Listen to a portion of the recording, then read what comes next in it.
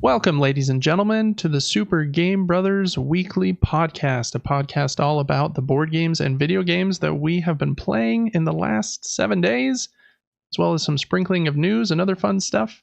My name is David, and I'm joined by back from the dead Man in Black this week, Devin. How are you? How was your birthday? We are glad you're back, and nobody has to listen to me alone anymore. One of these days, maybe I'll wear something other than black. Maybe I won't blend in with my chair and my room. That would be wonderful. Yeah, I was on a big old important business trip last weekend. So Close some big deals. I wasn't able to attend that podcast. I'm doing well. Yeah, the birthday, I'm 33 now, and it seems like birthdays are just another day. I wandered through the house, and I was like, this feels just like any other day, except you have 5 to 10 text messages you gotta reply to, so maybe it's less convenient to have a birthday. I feel like there's also a little bit of existential dread. Like, crap, it's my birthday. I'm supposed to be happier than this, or feeling cool. Nothing's going on. Is my life a mess? I feel that. Right. The only part of that is you do get contacted by people you haven't heard from in a while, and it's like, you do care about me. I have moderators in Twitch currently, and some of the moderators from the past, back when I streamed years ago, reached out to me. They were like, I love you, man, blah, blah, blah, blah, blah. I was like, whoa, I haven't talked to you in so long. This is weird. But that's no, cool. That was good. I went to Chipotle. Mom and Dad took me to Chipotle, went on a date with them. I was the third wheel. Nice. Yeah, it was super cool. No, it was good. The food's way good over there. Other than that, I don't think I really did anything. I streamed all day. We had balloons up. I was telling you, it was super colorful, and it was a funny stream. I bought Dark Souls 2, a game I've always wanted to play, and now I kind of wonder, why did I want to play that game? Game feels like it's from 1995. Yeah, going back in time is hard. It is. I love it for what it is, knowing what comes after it, Bloodborne and Sekiro and these great games. But that game, excuse my language, pisses me off. I thought you were going to drop a bomb or something. No, that game's mechanics are so weird, man. You were noticing, you and I talked about it a little bit. You're not invulnerable to damage during your entire roll. It's like you got to roll at the very last second or you're getting destroyed. Yeah, and the movement's weird, camera's weird, graphics are weird. I couldn't believe how old it looked. I was like, I spent $40 on this. I don't know. But no, birthday was good. Good.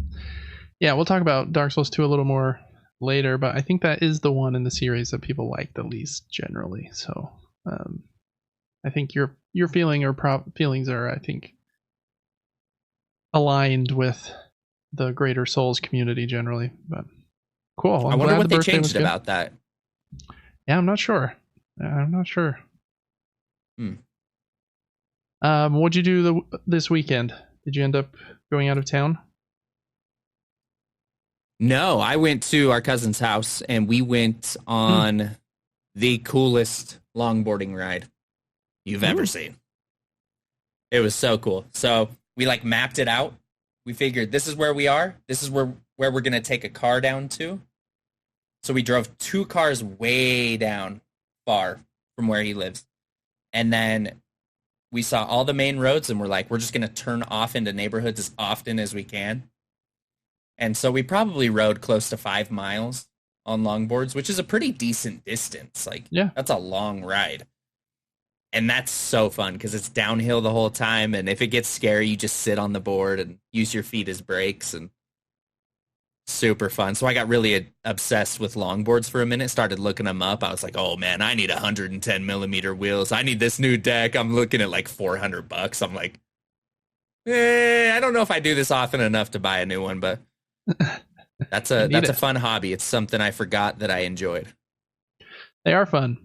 They I really liked them, but I really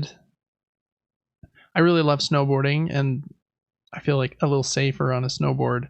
And I think generally it's because you can always like grind to a stop, right? If you need to slow down, I can snow plow for a second and stop, even if the hill is pretty steep. In a longboard, Right. you have to be like very good to be able to throw the board sideways and not die. And a snowboard is much easier. So that's the part that I've struggled with, is how do I stop this thing now that I'm going 30 miles an hour?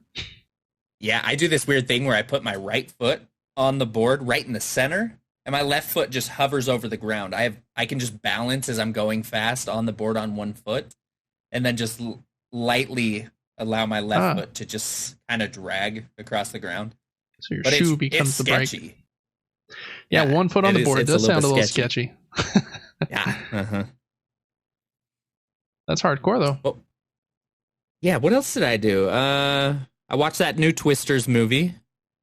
Are you in love with that guy now too? I mean, he's an attractive, great personality guy. I don't even know what his name is. Cool, actually. I know it, and it's for some reason Glenn Powell. That's his name. Yeah, he reminds me of a friend I used to work with. Just happy, kind of just loves everybody. Is just, so loved by everyone. And yeah, he was good. And it just kind of doubled my fear about natural disasters. At one point in that show, have you seen it? I haven't. My wife has, and she really liked it, but I haven't seen it yet. Okay, at one point in that show, this isn't a spoiler. They're like, they're gauging tornadoes and they're trying to figure out things about them, and some people are just doing it for YouTube, and to get popular or whatever it is. And, right. They're driving like super close to where these tornadoes are going, and they have these fancy trucks, and the one crew all of a sudden is releasing fireworks into the tornado, and they're just exploding through it. And it looked super cool, but I was like, this is my nightmare. Because I have that sensitive ear thing. I was like, and I don't love storms. I want to love storms, but they freak me out. But it was, just double nightmare for me. If they would have just released some balloons in there and Sharknado happened at the same time, we would have been quadruple decker of fear for me. Yeah, that would be pretty intense. Yeah, I've heard good things about the show. I was asking my wife, I was like, so what's like the plot? Like, what's the goal?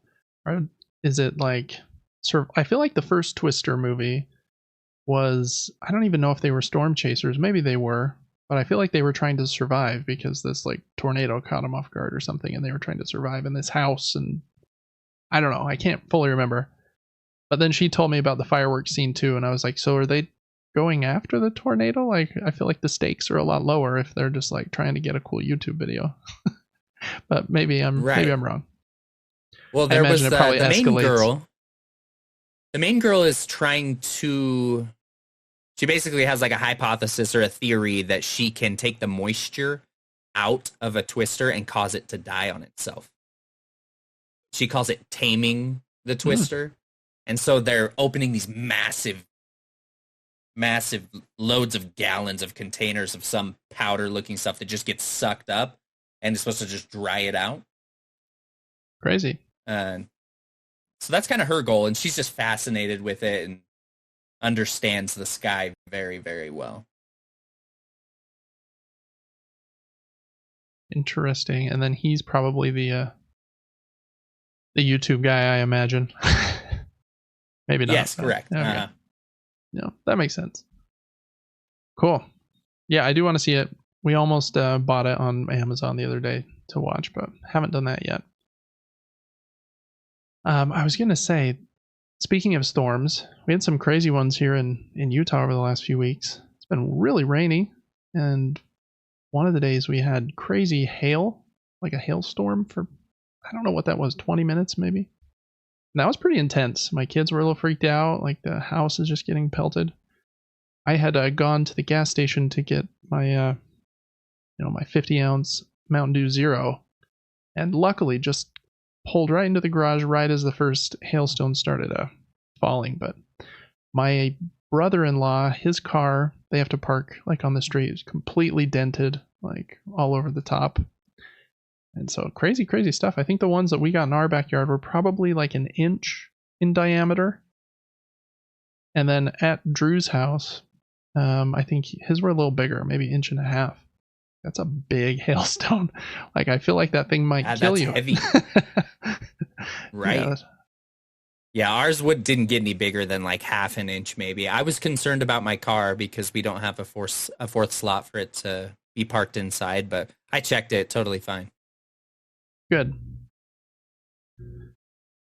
Yeah, I thought that was kind of crazy though. It's weird when the world reminds you like how small and insignificant humans are. Like, oh yeah, what's that? You think you're cool? Here's a tornado. You're not so cool anymore. Here's I don't know. Here's an asteroid that will just kill all life on the entire planet. Really are very small and insignificant in the grand scheme of planets and stars. But yeah, that was kind of crazy. I'm trying to think if anything else is new this week. Not really. It's kind of a fun week for me. It's been crazy busy at work and stuff, so I've just been swamped. But this week, just a few things have kind of lined up. And I have 5 board games delivering this week and a 3D printer. So it's like Christmas in August, which is kind of fun. Wow. That's wild. I don't think I've ordered anything off the internet in 6 years. That's all right. Consumerism is not a good thing. It just happened to line up with ones I had like kickstarted like a year ago, and then I did buy a couple, and then the 3D printer was on like a super sale. I've been thinking about one for a while and just pulled the trigger. So we'll see how all of that goes. But yeah, not too much else going on in the Bailey household though. Yeah. So cool. Well, I'm glad that the birthday went well. I feel like a little sad that the Olympics are over, to be honest. That was like a fun thing to do in the evenings. And now like after work, I'm like, what am I going to do? I don't really know. But yeah, we were watching that a lot, and now the TV's always off and it's quiet, and I don't like that. I'll just go upstairs and turn the TV on to a random show and walk away because I like the noise up there. Devin needs some Walker Texas Ranger in the living room. Oh yeah. Mm-hmm. Yeah, I kind of agree though. I like a little noise, a little something going on, or it makes me feel like I'm too boring. But being boring, I guess. Dude, I was watching Impractical Jokers the other day. Love oh my gosh, I was dying. Some of those scenes are so uncomfortable and so funny. Mm-hmm. I should have like written it down. The couple that I was laughing as loud as I could laugh. It was so funny. Some of those scenes are so it show's epic. That show is great. Lacey and I watched every episode probably 6 months ago, probably when we finished. I think they're all on HBO Max. I think they're on Max. So if you want to watch that, maybe in like January, you can get a Max subscription, watch that, and then I imagine The Last of Us season 2 will be sometime next year. So hopefully in like the early spring. That'd be cool. Anyways, yeah, Impractical Jokers is great. I think it's just the right level of awkwardness. Have you ever seen Nathan For You? No. That one is definitely a step up in like the awkward scale. And it's almost to an uncomfortable level that I can't watch. I've seen a few episodes and they're funny, but it's rough. This guy, like, he puts other people in like the weirdest situations, and I don't even know. He like, here's a good example. He put out a flyer to help companies with like marketing advice, and this pizza shop calls him. They're like, yeah, we'd love some help with marketing. And he does all this with a straight face too. I'm not 100% sure if like the other party is in on it, but they do not act like they are. They act like they have no idea what's going on. So he's supposed to be consulting them on how to market their small little pizza shop. And the idea he comes up with is that they like put out a brochure for buy a pizza, get one free. But the free pizza will be 1 inch in diameter. So it's like in this tiny little box. And somehow he convinces them that this is a good idea. And they're like totally in.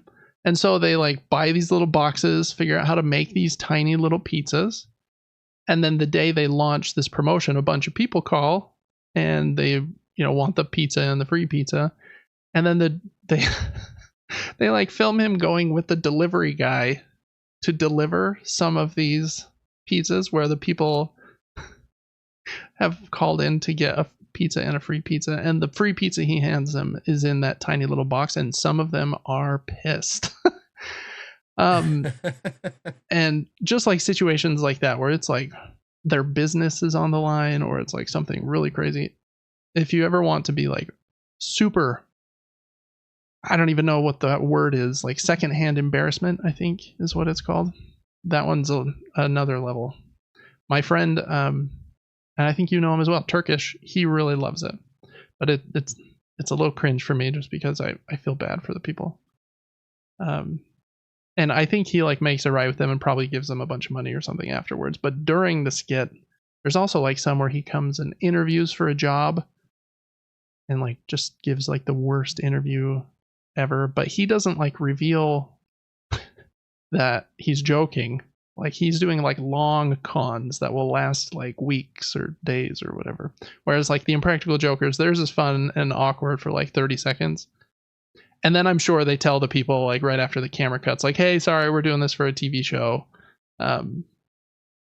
Even though some of those are still way, way funny. I saw one.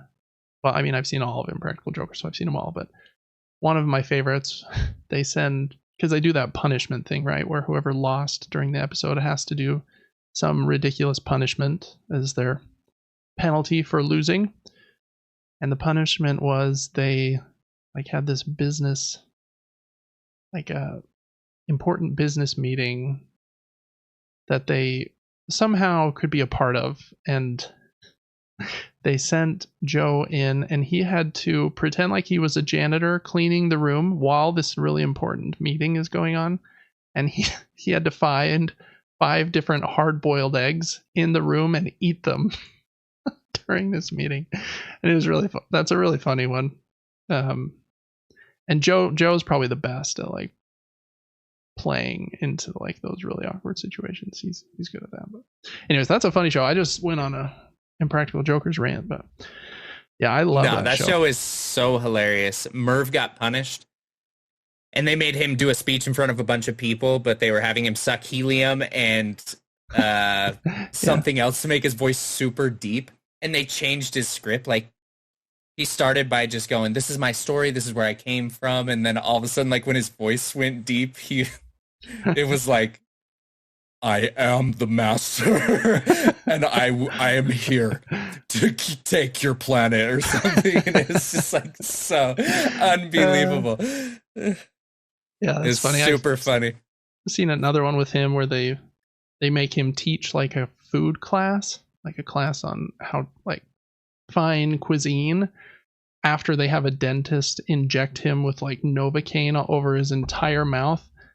And so like he can barely talk, and then he's teaching this class, and then he has to like sample and like explain all of these foods on this table in front of like 60 people. And so he's just getting food like everywhere because he can't like chew. Yeah, they're really funny. Those are good. I hope those people made a lot of money because their personalities they deserve really make it. The show. Yeah.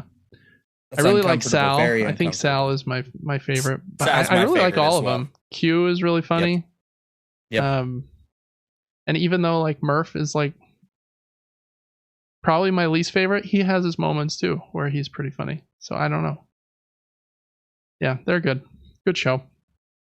I wish I was as socially brave as they are, because they're definitely things I could never do. But maybe that's a good thing. Who knows? All right. Well, anything else new in Devin land in the closet, or should we hop in? We should hop in. Okay, cool. Well, like I mentioned at the top, this is a video game about... Nope, it's not a video game. This is a podcast about board games and video games. We love games. We play lots of games every single week, and we love talking about them. So that's what we do here we record every Wednesday. It goes out on Patreon every Friday morning, and then the episode is available for free on YouTube the following Monday. So make sure to check us out on Patreon if you want to listen to these episodes a few days earlier. We also do exclusive videos over there and have some other cool perks as well. That's patreon.com/supergamebrothers. Okay, getting into the show. It's a kind of a weird time to record because, I don't know, Gamescom is going on right now for video games. Luckily, I think the biggest announcements from the show are probably done, but it is middle of the week for that. So we're going to go over that show in a little bit. Before that, we're going to do the news mini nuke like normal. And in the news mini nuke, we just go over shorter items like new game trailers and announcements, new games to subscription services, and new games that are out this week. So jumping in here, this one I think was already announced, but a new trailer for a game called Atomfall, and then I think it had a 20-minute or some amount of time gameplay showcase at Xbox's presentation. But it's kind of got BioShock and Metro, I forget what that series is called, the Metro series vibes to it, where it looks like it's kind of an open world shooter with kind of creatures and monsters, but also some cool what was that thing, robots, and I'm not exactly sure what to think of it, but it seems pretty cool. I know it's got a bit of buzz, so if you want to see another trailer for Atomfall, I think it comes to Game Pass early next year. Yeah, so I thought that trailer was at least noteworthy. Game looks pretty Interesting. Cool. Yeah. Next up, Xbox announced a few different new devices for disabled gamers. This one's called the Adaptive Joystick, and I think it's pretty cool. It's kind of looks like one half of a VR unit. It's just a little joystick with a few buttons, and then a little one-handed device like a Wii controller with a few buttons and then a joystick, and then it can be paired with another one or some of their other accessibility controllers they have. They're also releasing STL files so that you can 3D print all kinds of different caps for that joystick so that you can have it be taller, shorter, different shapes or directions. Yeah, I think Microsoft has definitely been kind of the forerunner for this push for accessibility, which is really cool. And because of that, I think Sony kind of followed suit, and they have their, I forget what they call it, their own controller as well now. So I think that's a really cool initiative to let more people play games. I have been lucky in my life. I have never had anything like this, but I would be very bummed if one of my hands was injured. So I'm glad that we live in a day and age where I could even continue to play games if, an injury or disability or something was to happen to somebody. So cool this initiative. Is so cool, honestly. Yeah, good for Microsoft. I'm imagining being a kid and you see other kids being able to, play games, and I don't know. That stuff's very, very touching to me, and that's super cool that they thought to do that. It's just, I don't know. It's a beautiful thing that kids that couldn't, or even adults that couldn't, can now participate in something like that. I agree. It's like a miracle. Yeah, I love it. That is kind of the theme they had for their first trailer for their first accessibility device, which is kind of like a flat controller with these two big pads on it. Don't close that tab quite yet, Devin. I want to actually talk about this thing that randomly just popped up on your screen. But yeah, it was that. It was like a disabled kid inviting some friends over to play a game, and he was able to play with them because of the cool controller. So I think you hit the nail on the head. That is the kind of the cool. You can't imagine like the impact that would make on one of those kids. So really cool. No, I almost can't even talk about it. I'm gonna start crying. I know, it's really Makes me really sad. touching. So yeah, so really cool initiative. I've actually heard that those like these modular controllers are really great even for people that don't have disabilities, just for like a different way to play, because you can link like multiple controllers and joysticks together however you kind of want, kind of create your own little, I don't even know, modular alien monster of a controller, even if you aren't disabled. So just cool all around, but especially for the disabled gamer family.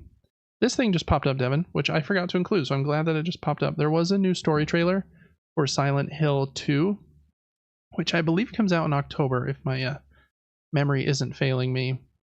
And the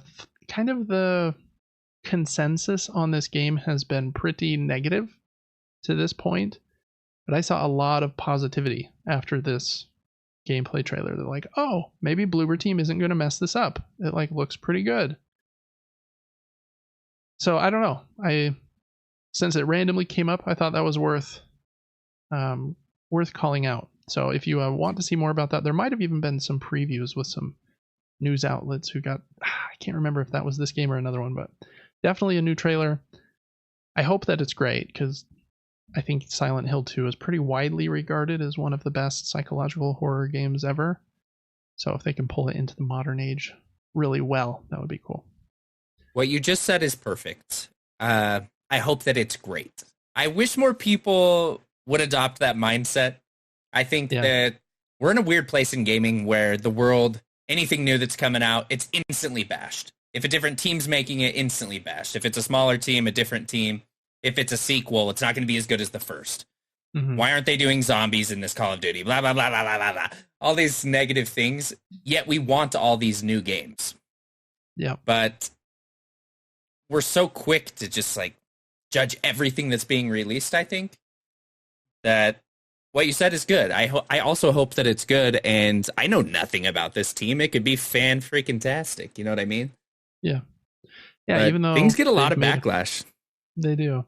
It reminds me of the conversation we had a couple weeks ago when we were talking about the Olympics and us judging like an Olympian being like, they were like 0.2 seconds slower than the world record. Like, come on, step up your game. We do the same thing with video games. Like, this ladder was too yellow was like a thing last year on a Resident Evil expansion. Like, I can't believe they painted that ladder yellow. I'm like, hey, you know, these people that are making these games are the ones putting their effort and energy on the line. Maybe give them a little bit of grace.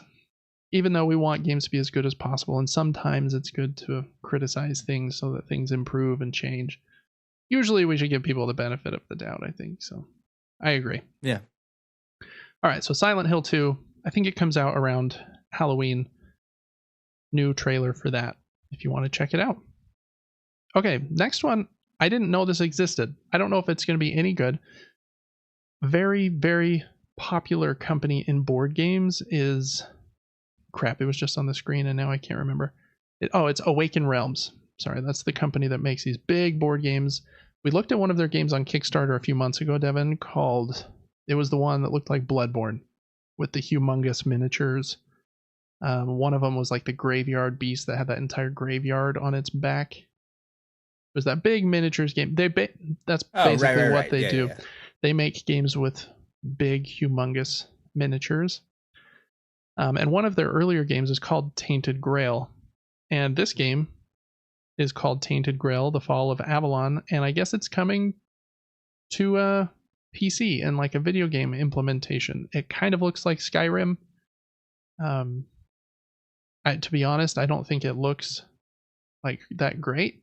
But I thought it was a cool initiative to bring a board game over to the video game space. Even though sometimes I think things should stay in their own lanes. I don't think a little experimentation is too bad. So wanted to give them a little shout out. I think it's coming to, I can't remember if they announced just to Xbox or if it was to Game Pass sometime next year. But if you like Tainted Grail and Awakened Realms, I thought that was interesting. I didn't know it was happening. So cool idea, maybe. All right. One new board game that I wanted to call out. This one is called Time Trouble, and it's a pretty simple game that's coming out in October, I think right after the big convention in Germany. I think they call it Spiel, which I think means play or game in German. So the Spiel convention, which takes place in Essen, Germany, sometimes called the Essen convention because of that. Anyways, it's the biggest board game convention in the world. That and Gen Con, which just happened a few weeks ago in Indianapolis. Anyways, this game comes out right after that. It was really the only announcement this week that I thought was worth bringing up. It's from publisher Hans im Glück. I'm not sure that I'm saying that right, but it's a pretty simple, lightweight family game.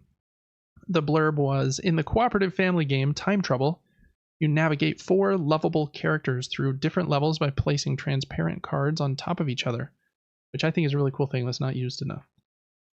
Your goal is to catch the fluffies that are messing up the timeline. With each level, you travel through time to overcome new challenges. Together, you must coordinate your actions and use the character's abilities to succeed, but you have only a few seconds to carry out your plans.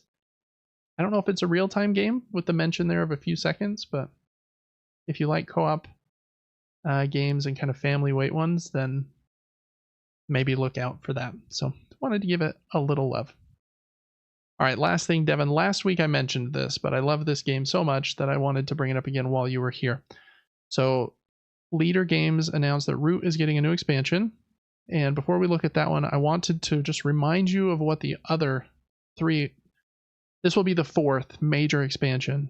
In each expansion, they have 2 new factions that are added to the game. So the base game comes with 4. I think they are the Marquita Cat, the Orange Cats. You've got the Eerie Dynasty, the blue like birds. You've got the Vagabond, who can wander through the forest and kind of play all the sides. And then the other one, I think, is the Woodland Alliance. This was the first expansion, came out the same year. I believe it's called the River Oak expansion. And the 2 factions in this one are the Riverfolk, which are the otters. They kind of travel down the river and sell stuff and have like a fluctuating market price. And they earn their victory points by kind of selling stuff to everybody. And then the Lizard Cult, they're one of my favorites, at least visually. I think they look really cool. They try to spread their religion like all through the land as the Lizard Cult. When we played, Devin, I don't know that I had this expansion yet. I think when me and you played Root, I only had the base game. I have all 3 of these expansions that you're going to look at. So we need to play Root again because it's so fun. And do the expansions overlap? Like I could use the lizards and you use a character, use animals from a different one. You can, yep. They're fully integrated into the main game. So now there's, 10 factions, and with this latest one, there will be 12 factions. And yeah, you can mix and match. You do have to double check that the factions you choose have enough of what they call reach. Basically, each faction has a reach value, and you have to hit some threshold just to make sure that the factions actually interact, because some factions are really good at kind of like tunneling in a corner and getting points that way. And if everyone chose one of those, then there wouldn't be like much interaction on the board. So you have to make sure that you choose, but you generally can mix and match almost any way that you want to. So Root's great. That was the first expansion. Next one I also have. It was called the Underworld expansion. Comes with the Underground Duchy. They are these cool little, what are those, moles? And the Corvid Conspiracy. I really like the moles. They get their own little like mole or like tiles that go next to the board, and they represent the tunnels that they can build underground, so they can move across the map really quickly because of those tunnels that they can dig. Very cool. And then the Corvid Conspiracy, they're like kind of the Chaos Reigns kind of faction. They're like doing espionage and putting these like bomb tokens throughout the different places. I don't think they're that exciting, even though I think they look pretty. All the factions look cool because Kyle Farron's art is just so excellent. It also comes with a new map, and so I have that as well. Double-sided map that just has a little differences and subtle differences there. So that was the second expansion. The third one I've also have, but I have not played yet with this one, so I really need to. It's the Marauder expansion, and I think both of these ones are a little more combat focused, or at least one of them. It is Lord of the Hundreds and the Keepers in Iron. And again, I haven't played with these ones, so I'm not like an expert exactly in how they work. But so that is all 10 factions there currently are.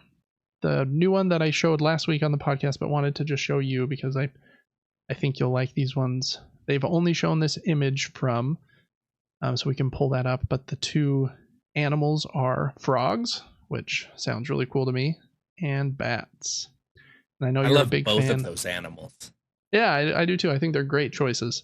Like I said, the lizard one is one of my favorites because it's just so different than all like the other mammals.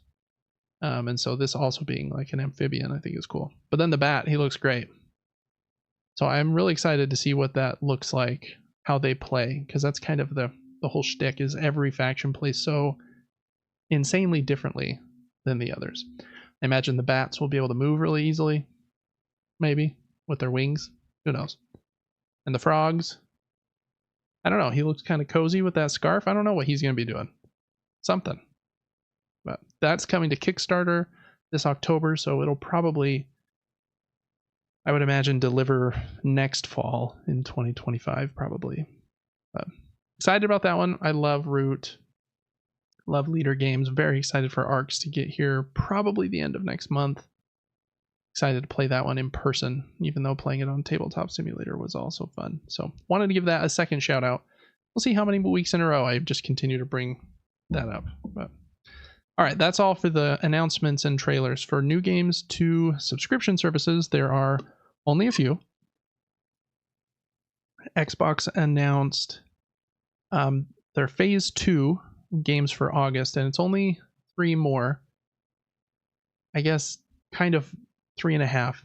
They start this article by saying, hey, don't forget, we gave you Call of Duty last month.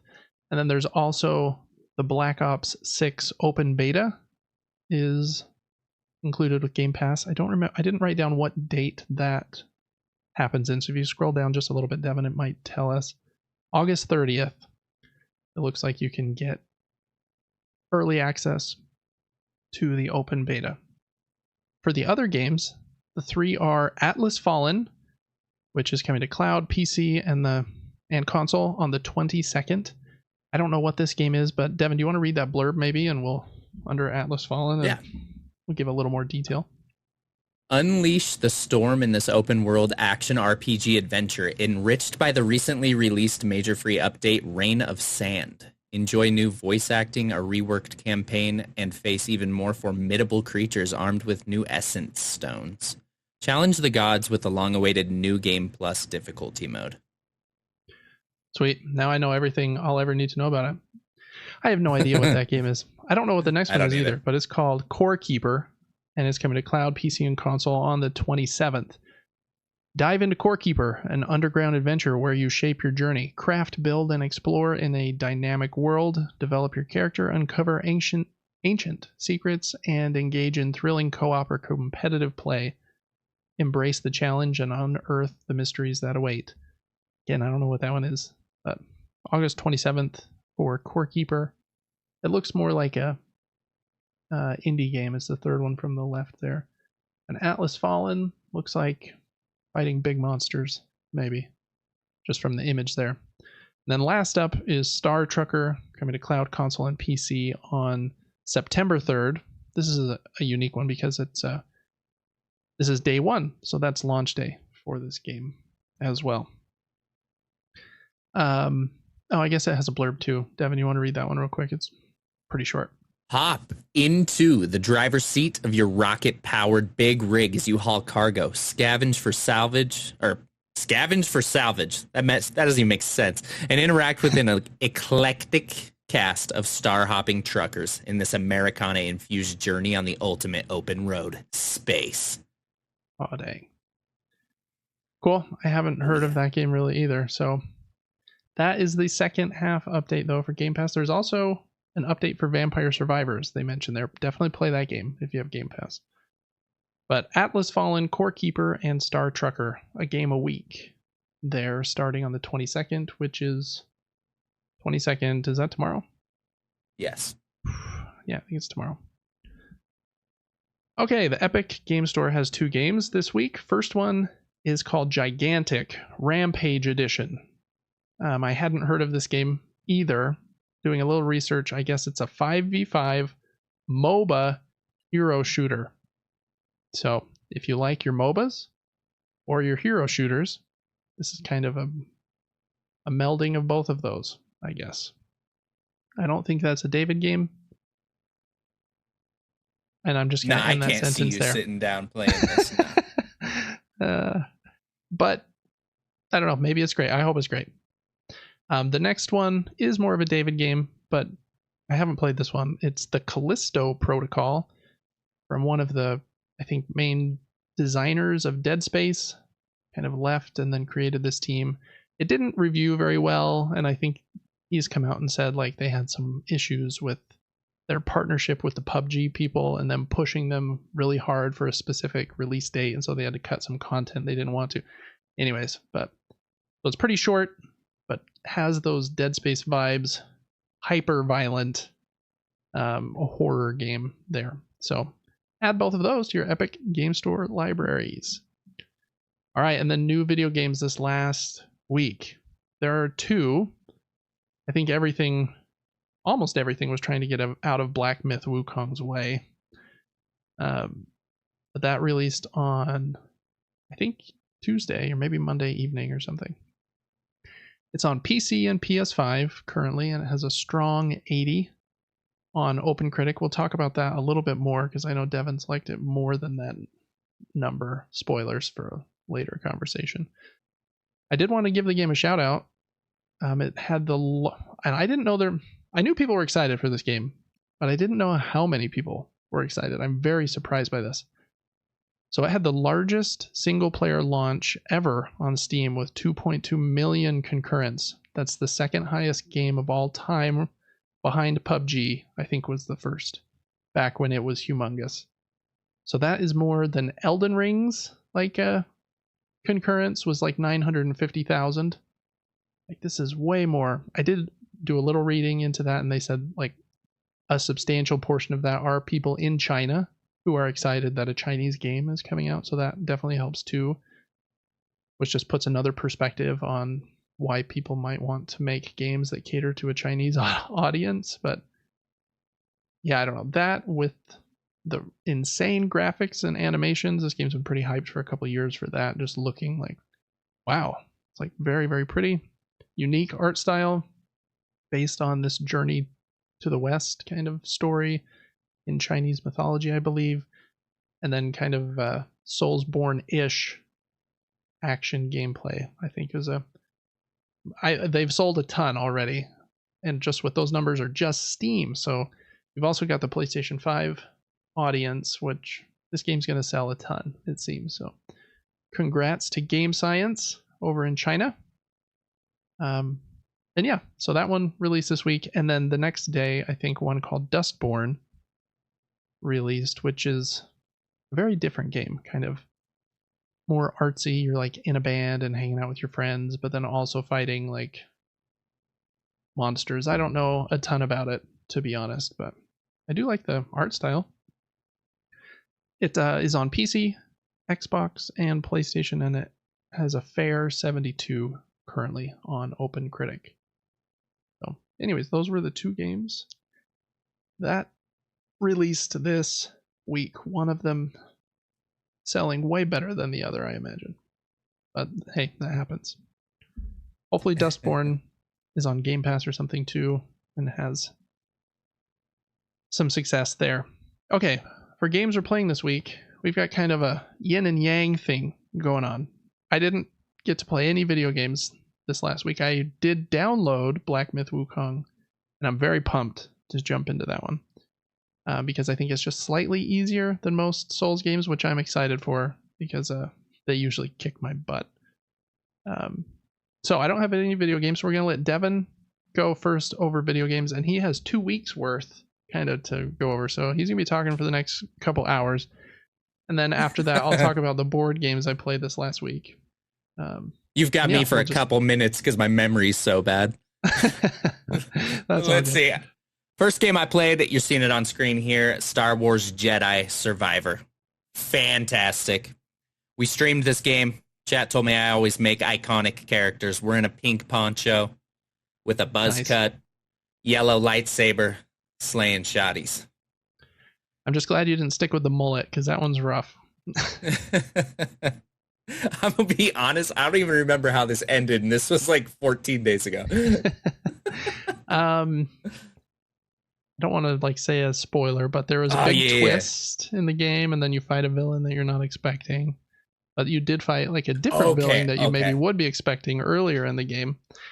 What were your thoughts kind of on those bigger moments? Those were kind of like, whoa to me. Obviously, it's a little different when you're streaming and you have to pay attention to 30 other people, where I was just kind of dialed in on the TV. So it was a bigger twist probably for me. It can be hard for me to pay attention to lore sometimes, but from what I saw, it was super cool. Ton of customization, not just in aesthetics, but in the way you build your character. A ton of different stances. We had a blaster and a lightsaber, which was super cool. We may have talked about this a little bit in a previous podcast, but fantastic game. Very difficult at times. Yeah. There were some fights. I just got clapped over and over and over. Oh my goodness. Wow. I had to cheese some areas. Did you see how I cheesed that? Ogdo? Oh, I didn't see it, but I think I heard you saying you like threw enemies down the hole or something.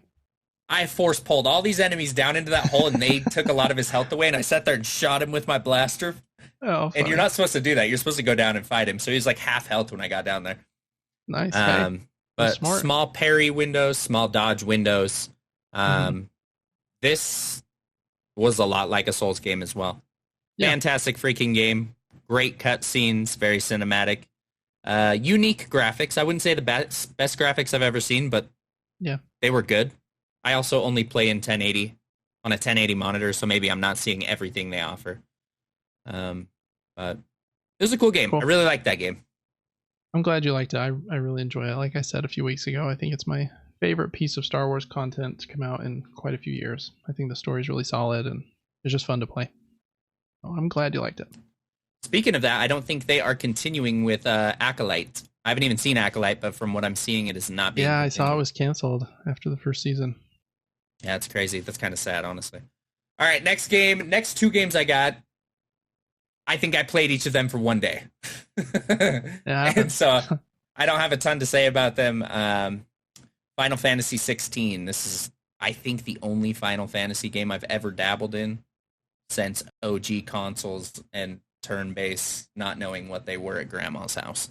Maybe, something like that. This game was cool. It reminded me of Genshin Impact. A lot of numbers on the screen.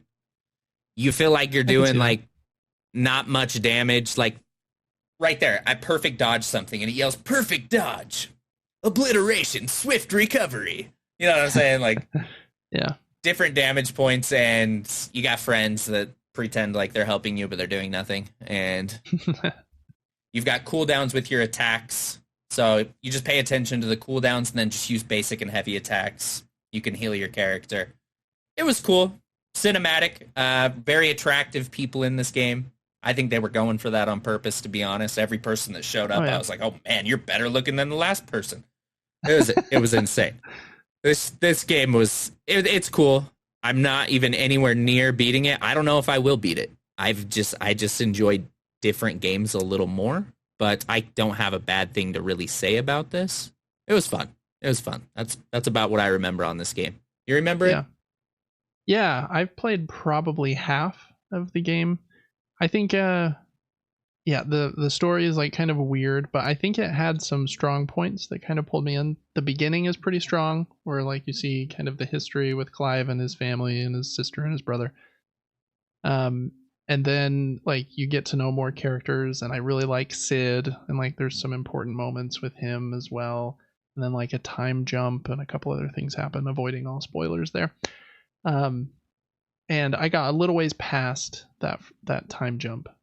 I think I played about 20 hours, if I remember correctly.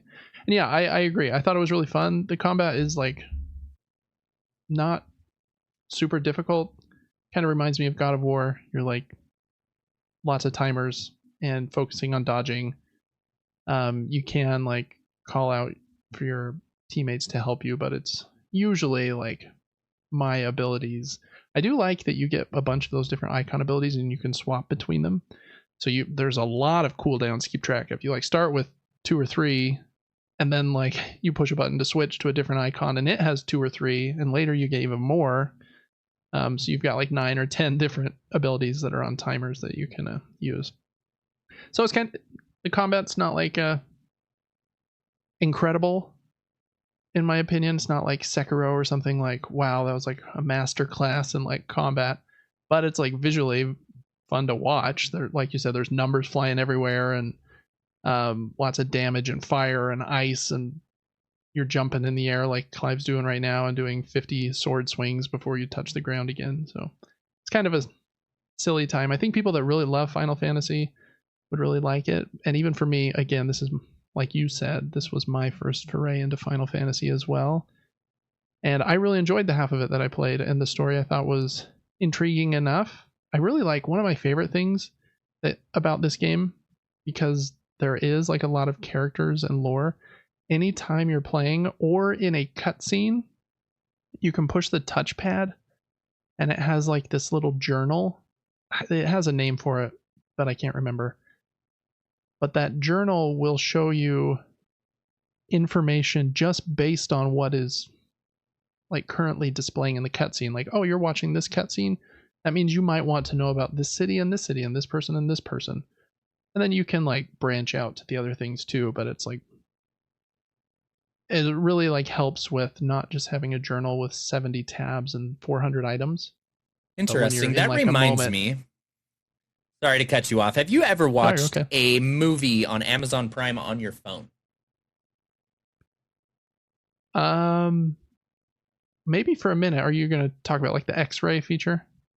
Yeah, basically you can flip your phone up, right? And it tells you everyone that's in this current scene. In the current scene, and yeah.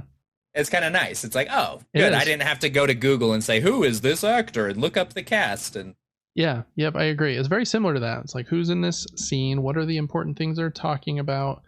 So that I don't have to go through like 10 menus and 400 things to find out. Yeah. It's really nice because there's a lot of characters in the game and like lots of different nations that are all fighting like in this like island country. And you're like, who's the king of that region and why are they mad at this people? And who is their, like, what do they call them? Is it icons? I feel like they have another name for them. Basically, they're like giant that nation uses to fight. Like, where did he come from and what are his intentions? And so you can always just look that up. Really cool feature on the touchpad. Anyways, I'm talking too much for a segment about Devin's games that he's been playing lately. But Final Fantasy 16's really good. I liked it. Has a couple expansions, I think, that have come out recently, but I haven't finished the base game yet. Yep, so that was Final Fantasy 16. Next game we played for one day. On my birthday, as you can see here, we got the room decked out. We got balloons. I'm in a jersey whooping booty. Actually nice. Getting my booty whooped. This game, what can I say about this game? I love it for what it is. I love that it's a Souls game. My favorite thing. I'm obsessed with Bloodborne. I really am. I could be one of those NPCs. Let's say you're playing Bloodborne and you're the character. I could be that NPC that's coughing at the window, like, help me. And I'd be just fine living there. Don't send me to work. I'm just watching my shows inside. I don't know what I'm doing in there, but I love the world that all of these are created in. It's weird. It's unpredictable. It's strange. This game, being a little bit older, Very interesting. Unforgiving, very unforgiving. Mhm. I consider myself decent at these games, and I felt very humbled. But it was fun. I'm sure that I'll beat it eventually. I don't know when. But it was good. Yeah. I don't know. Have you ever played it? I haven't played this one. I've played a bit, well, almost all of 3 actually, which is really good. I liked 3. I've beat, or I haven't quite beat Sekiro actually. I think I got to the final boss and this like chaos other end game boss that they. Anyways, doesn't matter. Sekiro and Bloodborne, obviously, you carried me through some parts of that game. And Elden Ring, I haven't quite finished, but I have not played Dark Souls 2. I know that, like I mentioned, I think either before we started recording or just at the top, I think this is the least loved of From Software's Souls games. And so I don't know. I think the feelings that you've had are pretty like well aligned with the audience. Just when you first turned it on, you're like, man, I swear I'm dodging these attacks, but I'm still getting hit. I Google it, and the first thing that popped up is like, why are there so much? Why are the iframes so different than in the other Souls games? Because you have to like relearn how to dodge, and like you said, you have to dodge super late because there's fewer iframes at the beginning of the roll versus the end of the roll. And so yeah, it just takes a lot of like a change in how you play these games. And after you've played so many, I mean, Demon Souls, Bloodborne, Sekiro, which is a bit of a different beast, Elden Ring, you've kind of got this muscle memory built up. So going into a different one that has different rules, kind of, I'm sure felt a little weird. Yeah, the janky dodging accompanied by a mass amount of enemies per area. Like, Yeah, it I was was surprised by that. unreal. You'd go in an area that was like 50 by 50 feet, and you're introduced to 40 new friends that all want to slaughter you. Mm-hmm. Yeah, I was surprised at how many, just based on, I think this game was on PlayStation 3, so I'm like, wow, I'm surprised they could have that many enemies running on that old system. Maybe I'm wrong. Maybe this was a PlayStation 4 game, but I can't remember. Doesn't matter. Yeah, I'm not sure. Older game. Yeah, it was cool. Honestly, I'll finish it. But it might be a little bit difficult. I was very stuck for a while. Yeah, it looks hard. All right, and the big one. We're back. I've been playing Black Myth Wukong for 2 days now. And it has my heart currently. I'm in love with so many things. I don't even know where to start. The game's beautiful. It's weird. You can tell it's Chinese. It has like some funny... Sometimes the sentences aren't in perfect English. And I kind of love it. I love it. I'm just like, that's amazing. I can kind of decipher what they're saying. Yeah. This game... People say it's not a Souls-like. I don't know why there's this big argument about if it is or isn't. I don't really care if it is or isn't. It definitely has some similarities to a Souls game. If you go to a save point and rest, you get all your heals back. All the enemies respawn. You got fast traveling between rest points. Difficult fights. There's not really a parry mechanic. You can get kind of magic abilities to do a parry. Like I can turn my character into a stone version of himself very quickly, and that counts as a parry. Kind of throws the enemies off and makes them stagger a little bit. But this is mainly Bloodborne without the blunderbuss. You're not focused really on parries. This is hit. Don't get too greedy with your hits. We are back. Slight tech issues per usual. Love it. Okay, so basically what I was saying about Wukong, love the game. It is a lot like Bloodborne, where you're just focused on dodging and hitting. You don't want to get too greedy. I think I already said that before we crashed, but don't want to get too greedy with hits because you'll get smashed. There's a lot to this game. I'm hoping it pulls up the overlays here so I can explain some of the things. On the left side of the screen, you have medicine. So let's say I'm going to go fight someone, but I know this boss hits hard. I'm going to take a medicine that gives me damage negation for what it says a long period of time. I think it's like 60 seconds or something. So a little boost to start a boss Can fight. you only use one of those at a time? You can stack them, actually. They're all on a D-pad. So you hold R2, and I push up on the D-pad to use like a damage output, damage negation, max stamina for a time, that type of thing, just for buffs before fights. Super cool. You have a heal flask, basically, called a gourd. You can find materials by searching the world to increase your uses of the heals. So I started with like 2 or 3 in the beginning of the game. I now have 6, I believe. I can heal 6 times before it's empty. And we've upgraded that so the heals do more for you. You can actually find different materials for your gourd. I'm using something with like a sheep or like a horse head or something. I'm drinking out of it. And instead of it fully giving me like 40% health, it's giving me 20% at first. And over time, giving me 25% more on top of that. It reminds me of Remnant 2, where you're basically choosing the heart that you like the best. Do I want a heart that instantly takes me to max or takes me 300% health over 30 seconds? That type of thing. So a lot of variety there. You've got mana to use spells. So you can use spells on your class. That's another hold R2, wait for cooldowns type of thing. And these are cool. So I've got one where you can go invisible and get behind them, do a sneak attack. It usually staggers them when you do it.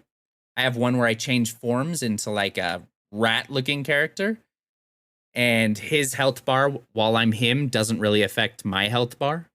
So I can take a lot of damage as him, output damage, and when I switch back, I'll just kind of be where I was. I've got ones where I can clone myself, and they'll attack with me. And my favorite that we're focusing on right now is immobilization, I believe is the word. You're basically stunning the enemy, freezing them in place. And we have upgraded skills to enhance that so it lasts longer. You do more damage while they're frozen, that type of thing. What's cool about the skills or spells as you get them is they can only go in a specific slot. I think that they probably did this so that you cannot make a build that's so broken to break the game. Yeah. For example, I have one where I turn into a rock to block any attack that comes at me. So you could use that if you know in a boss fight he does an attack that's really hard to dodge, something like that. But in that same slot, I have my invisibility. So I have to pick and choose. Do I want invisibility or do I want defense? And that cannot be applied to any other slot. I can't stack that with invisibility. Does that make sense?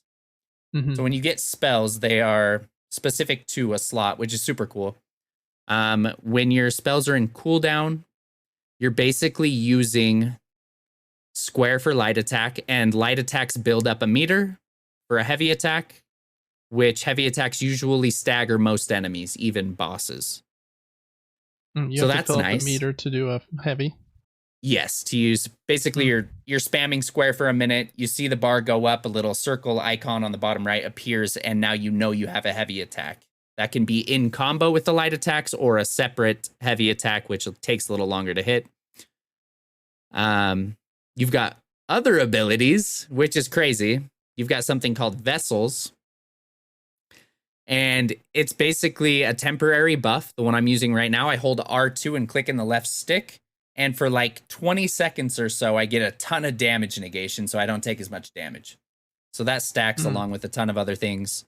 Super cool. And then if you choose to actually take on elite enemies in this game instead of running past them, you can collect their spirits and gain an ability that they had when they fought you.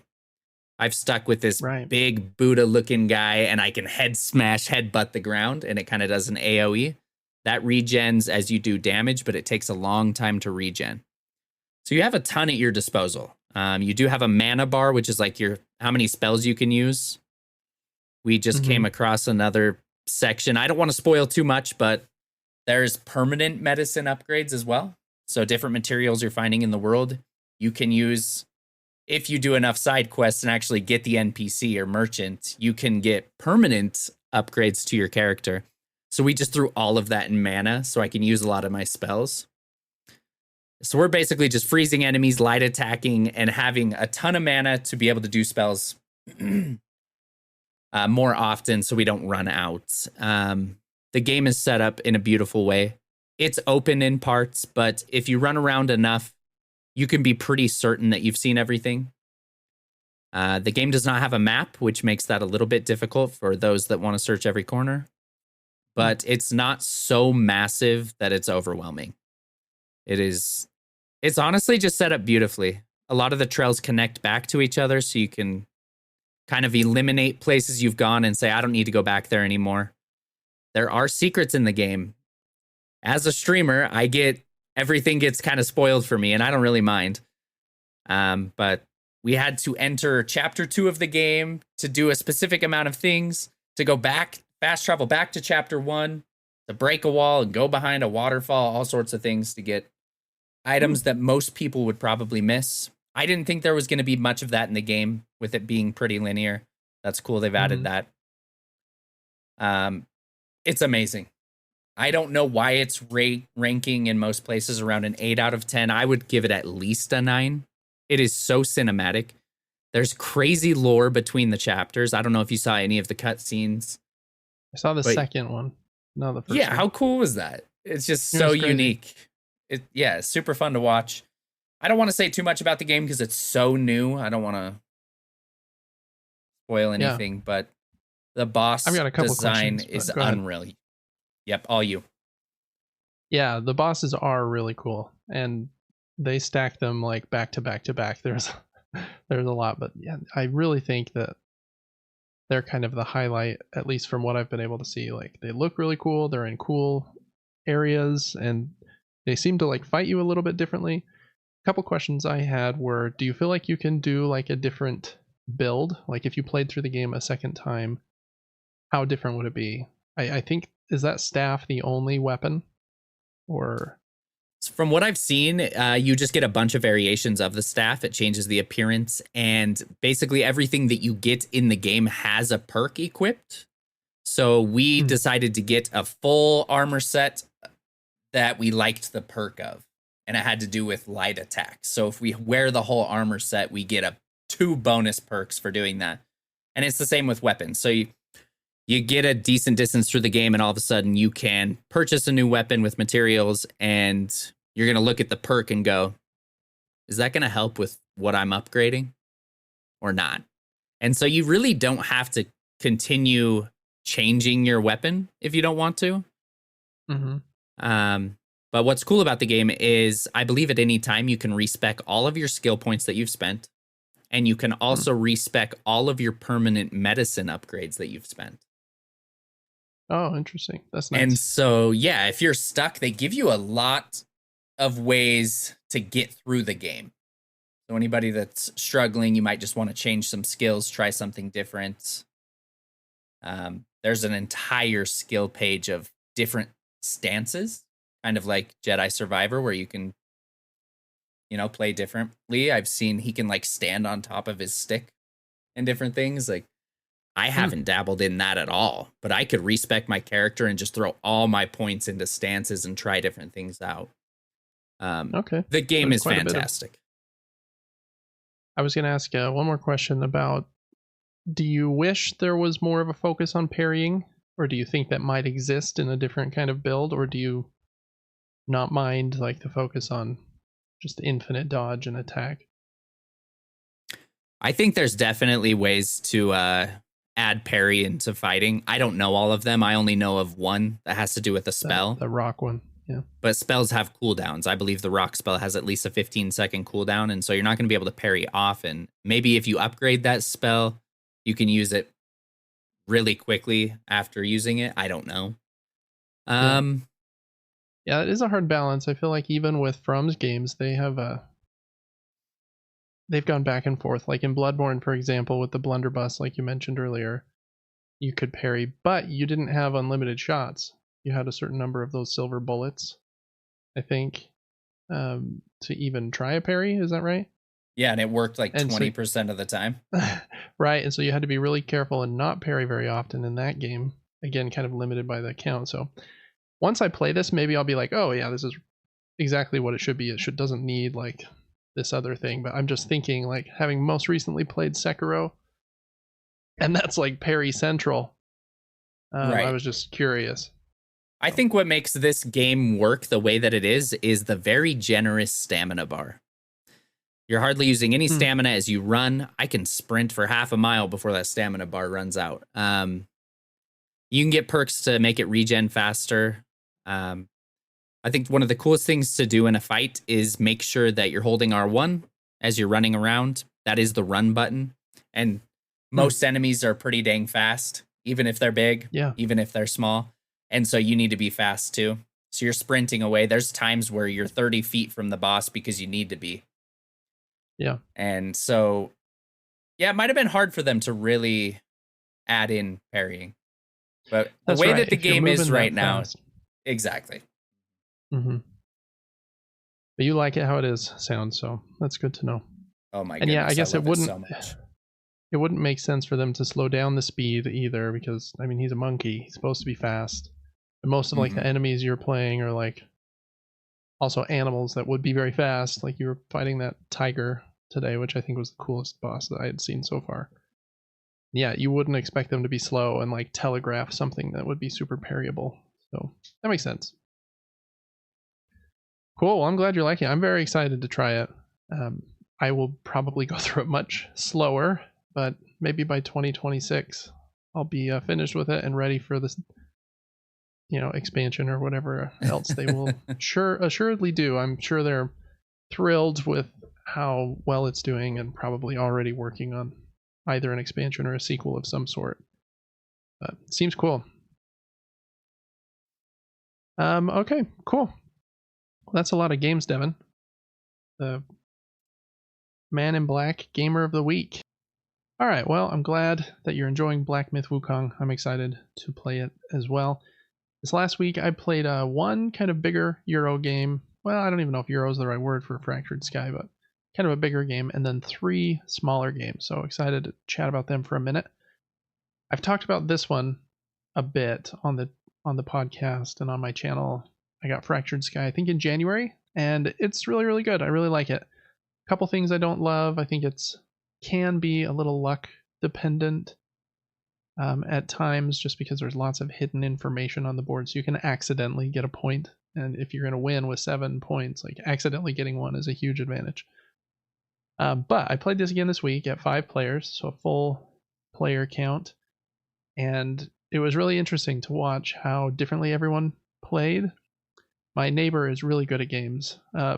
He's only been to game night probably 5 or 6 times. And he wins a lot. He's very good. I can just tell like his brain like kind of grasps the edge cases and the strategies really quick. And so he decided to like throw all 5 of his markets out like really fast, and he put them all in spaces like close to each other.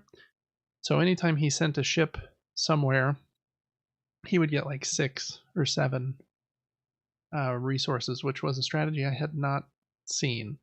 He kind of ran away with the game because of that. He just had more resources than everyone, and so he could do more actions, he could do more peeking, he knew like almost all of the hidden information always. So seems like a pretty solid strategy. So anyways, it was really fun.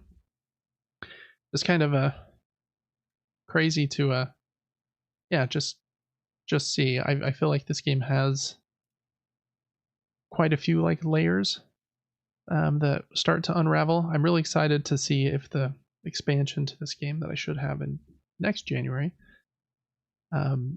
will kind of help it get to the next level.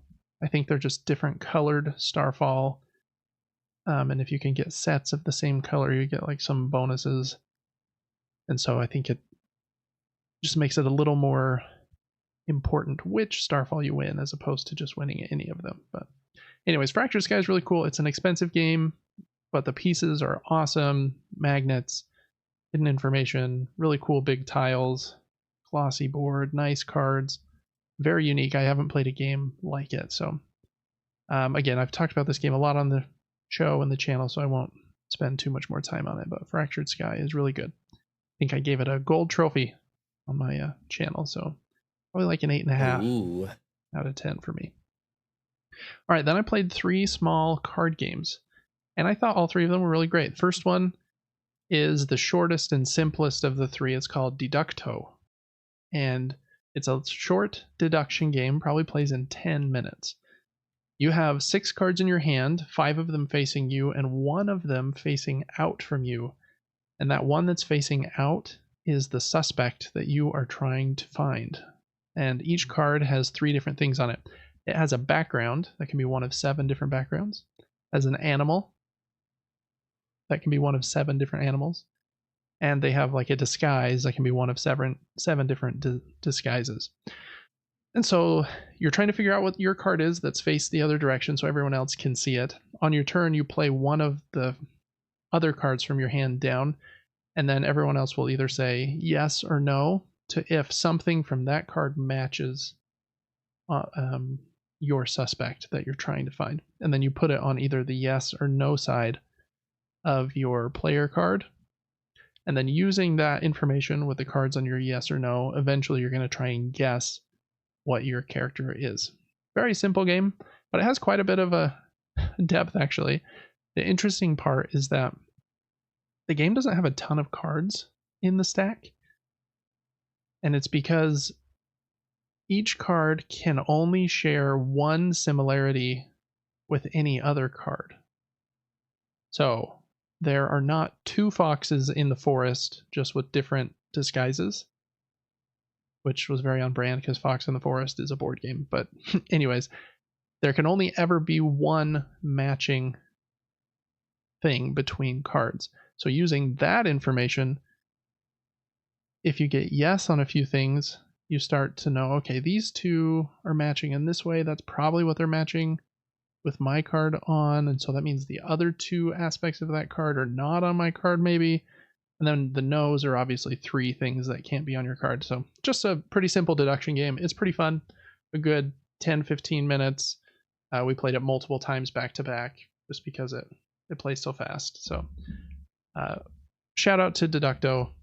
Pretty simple deduction game. But deduction is a tricky kind of genre. For me, I've had some kind of bigger, more complex deduction games in the past that really didn't hit with the groups I tried to show them to. So, but this one is a fun one. That was Deducto. Next, we played Far Away, which has been one of the most kind of well-loved games this year. It's also a pretty simple card game. In the game, you'll be playing 8 different cards in kind of a row from left to right. And the cards have different symbology on them, like a number that lists how many hours it took you to explore the region to get to that card.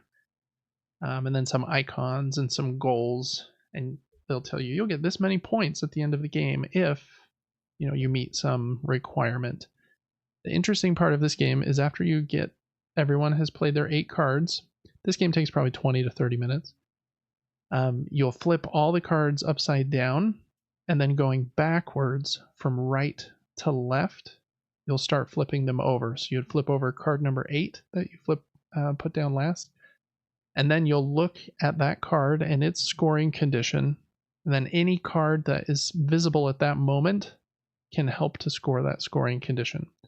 Then you'll leave that one face up and flip number 7, or the second most from the right. Second in from the right, excuse me. And then both cards can help score that scoring condition. So you play them from left to right, but then you score them only flipping from right to left. Very unique and a little tricky to plan, because if I put a card down towards the end of the row, it better not have like a big amount of prerequisite or resources that you need to score the card, because you're not going to have more cards after that one to help you score it.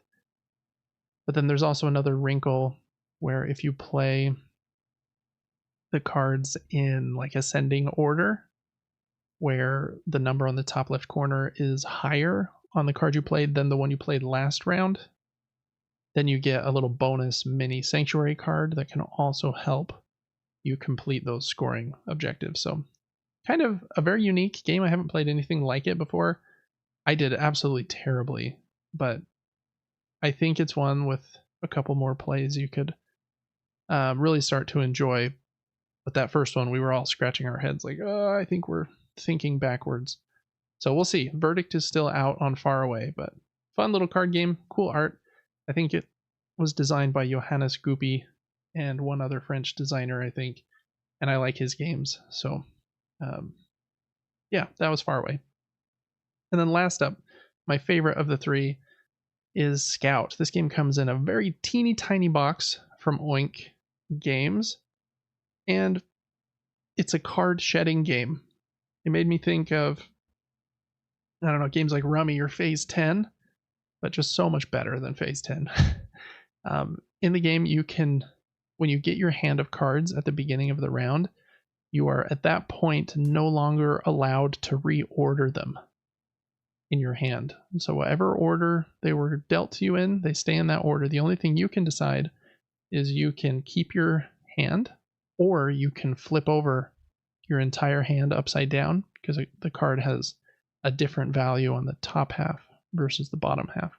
So you make that decision at the beginning of the round, which half, basically which of the two hands you're going to play. And then from that point, you're playing these little mini sets to the middle of the table, and you have to beat the last set that was played out. A set can be a run, 1, 2, 3, or it can be matching numbers, 1, 1, 1. If the tricky part though is, because you can't reorder anything, when you play a set, the cards also have to be next to each other in your hand. And so a lot of that is you're trying to figure out the spatial puzzle of your hand of cards. Okay, if I'm able to clear this one and this one out, then these two will be connected, and that will be a big run, and I'll be able to play that. If you get all your cards out, you'll get a lot of points. But there's quite a bit of kind of depth to the game, because if you go out quick, you'll be able to give a lot of negative points to the other players, which is good for you. But if you stay in the game longer and you have the best kind of hand sitting out there and nobody can beat it for a minute, you get a point every time they scout, is what it's called. Basically, they take one of the cards from the set that's out on the table and then put it in their hand somewhere. So you're going to be taking cards into your hand and then purging some out with the goal of getting rid of all of your cards, because at the end of the hand, or the round, I guess, every card you have left is -1 point. So it's a card shedding game, but man, it's really excellent. There's just enough wrinkles that, yeah, I just think it's really, really solid. Plays in like 15-20 minutes, and I just really love it. Box is super tiny, but it just fits, and there's a lot of good game in that box. I think this game won like Game of the Year in 2021 or something. So it's well loved already. Not a surprise to anyone that's heard of it. It's very, very excellent. Really like Scout. So yeah, as you can see, I had a card game night where we played a few card games, which were really fun. And then I had a bigger night where we played Fractured Sky. But yeah, a fun week for board games. I also have a few board games delivering this week that I'm very excited to play. But we'll talk about those in the coming weeks, I think. All right. Well, that is it for the games we've been playing this week. The biggest kind of news item this week, in moving into the news, is that it's Gamescom right now. So the opening night live presentation hosted by Jeff Keighley happened, and there are a lot of things shown. I think we'll just kind of go through some of them pretty quickly. We can stop wherever we want to if something looks interesting to you, Devin. This section here is the pre-show that we're looking at. In the pre-show, they started with Dave the Diver, which I think is before this, actually, Devin. And it's just a little update. Dave the Diver's getting new content with some more collaborations. They have like the Godzilla collaboration somehow. And then this one is with MXM Tune, which I don't know what that is, to be honest. It looks like it's a singer-songwriter, is what it said on the screen there. A collaboration with Balatro, which is awesome, and with a game called Mushroomer. So Dave the Diver is really fun. I don't exactly know how those collaborations work, but they look cool.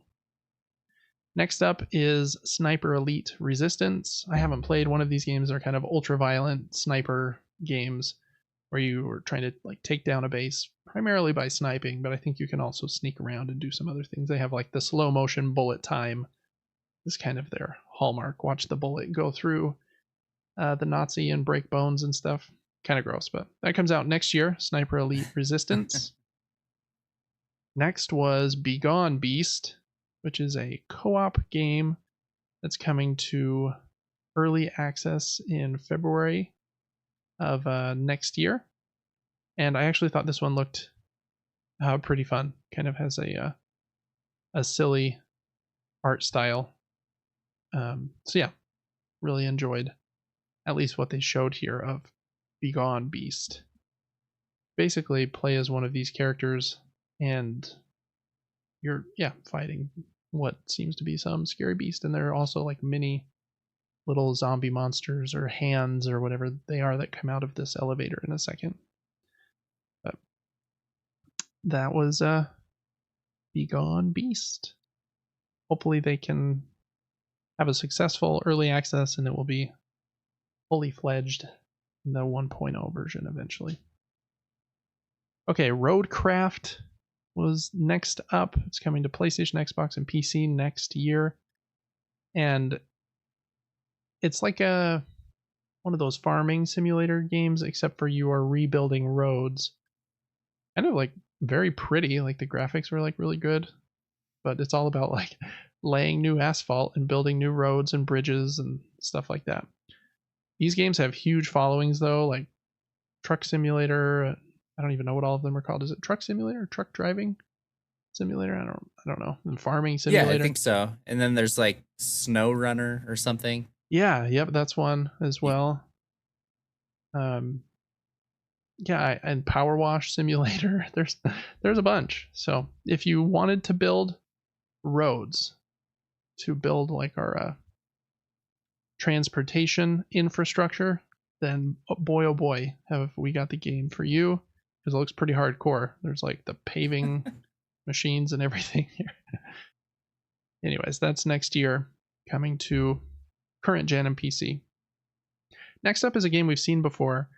I don't know how to pronounce it. It's called Nico Carico, I think.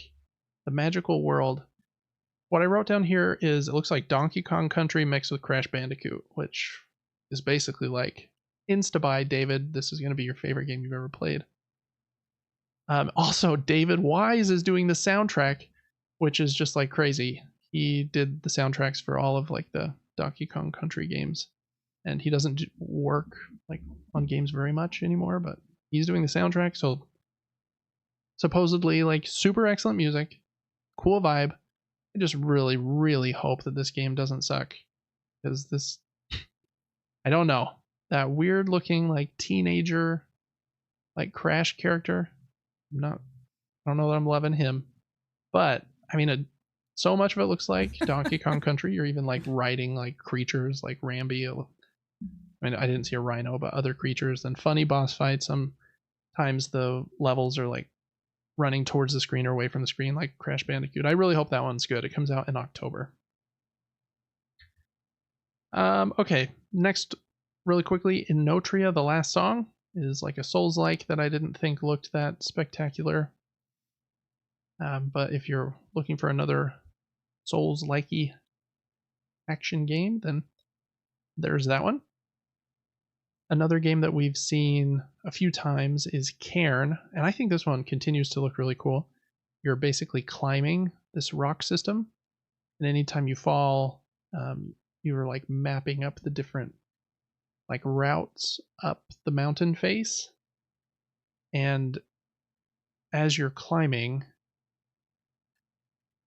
I think it's like keeping your routes, and then you also are like you're managing the arms and the legs of this climber.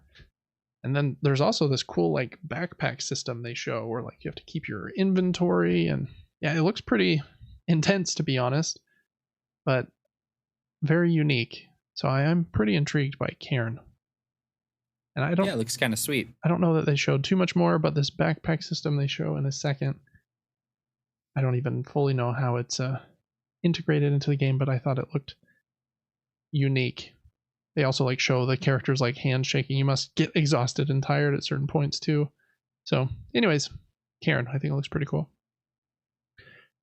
Next was We Harvest Shadows. They have a demo on Steam right now. It's a horror farming kind of game. This guy said he's moved out to the, I don't know, the middle of nowhere somewhere with the intention of never speaking to another person again. And then you're kind of farming and running this little farm, and it looks like creepy things are going to happen because he sees this giant eyeball in his like Narnia chest here. So not exactly sure what's going on with this one.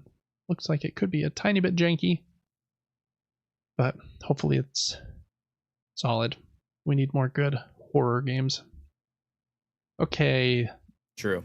Another horror game next is, I don't know if they're calling it Ayla or AILA, but it comes out next year. And I don't even remember much about it. So hopefully my memory will get jogged when this pops up after this interview with the We Harvest Shadows guys. Yeah. AILA. Just some other horror game that I don't feel like they showed enough of to really get a feel for what it is, but it does look creepy. I feel like it had a lot of religious symbology in the game, which can be a creepy thing. So, yeah, just kind of a cinematic trailer. Not too much there. With the name, I thought it would be like more based on AI, but it looks like very, I don't know, like almost medieval times, like 100 years ago or more. But maybe you're like jumping back and forth through time because some of it does look kind of modern, and then there's some creepy monsters, but I'm not really sure. Next year for that one. Next one I think is one of the coolest announcements that they had. This is Journey to the Savage Planet 2, basically. It's called Revenge of the Savage Planet, and this is cool because the company that made Journey to the Savage Planet, which is such an awesome game, they were purchased by Google to help make games for Stadia, and then shut down. So I didn't think we'd ever see another game from them. But they like formed a different team, which I think is called Raccoon something now, and were able to buy this property back from Google, I guess. And now they're making a new game. And it's kind of like a mocking of corporatism a little bit, kind of taking a jab at Google, I think. But it's called, what did I say, Revenge of the Savage Planet. And it looks like it's a lot more based on co-op play and maybe a little bit more based on farming or something like that. But they do show him like kicking another weird creature. I really liked the kind of humor of Journey to the Savage Planet. Pretty simple, like mechanically game, but the vibe and the humor was funny. Yeah. So I'm very excited for that one. I think it said early next year, so not too far in the future. Yeah, wow, I'm down for that. I'm always down for a co-op game as well. Yeah, and that seems like one that would be pretty fun in co-op. So that was a cool one for me. Next up is a life sim game called Inzoi. I don't I don't really know what it is.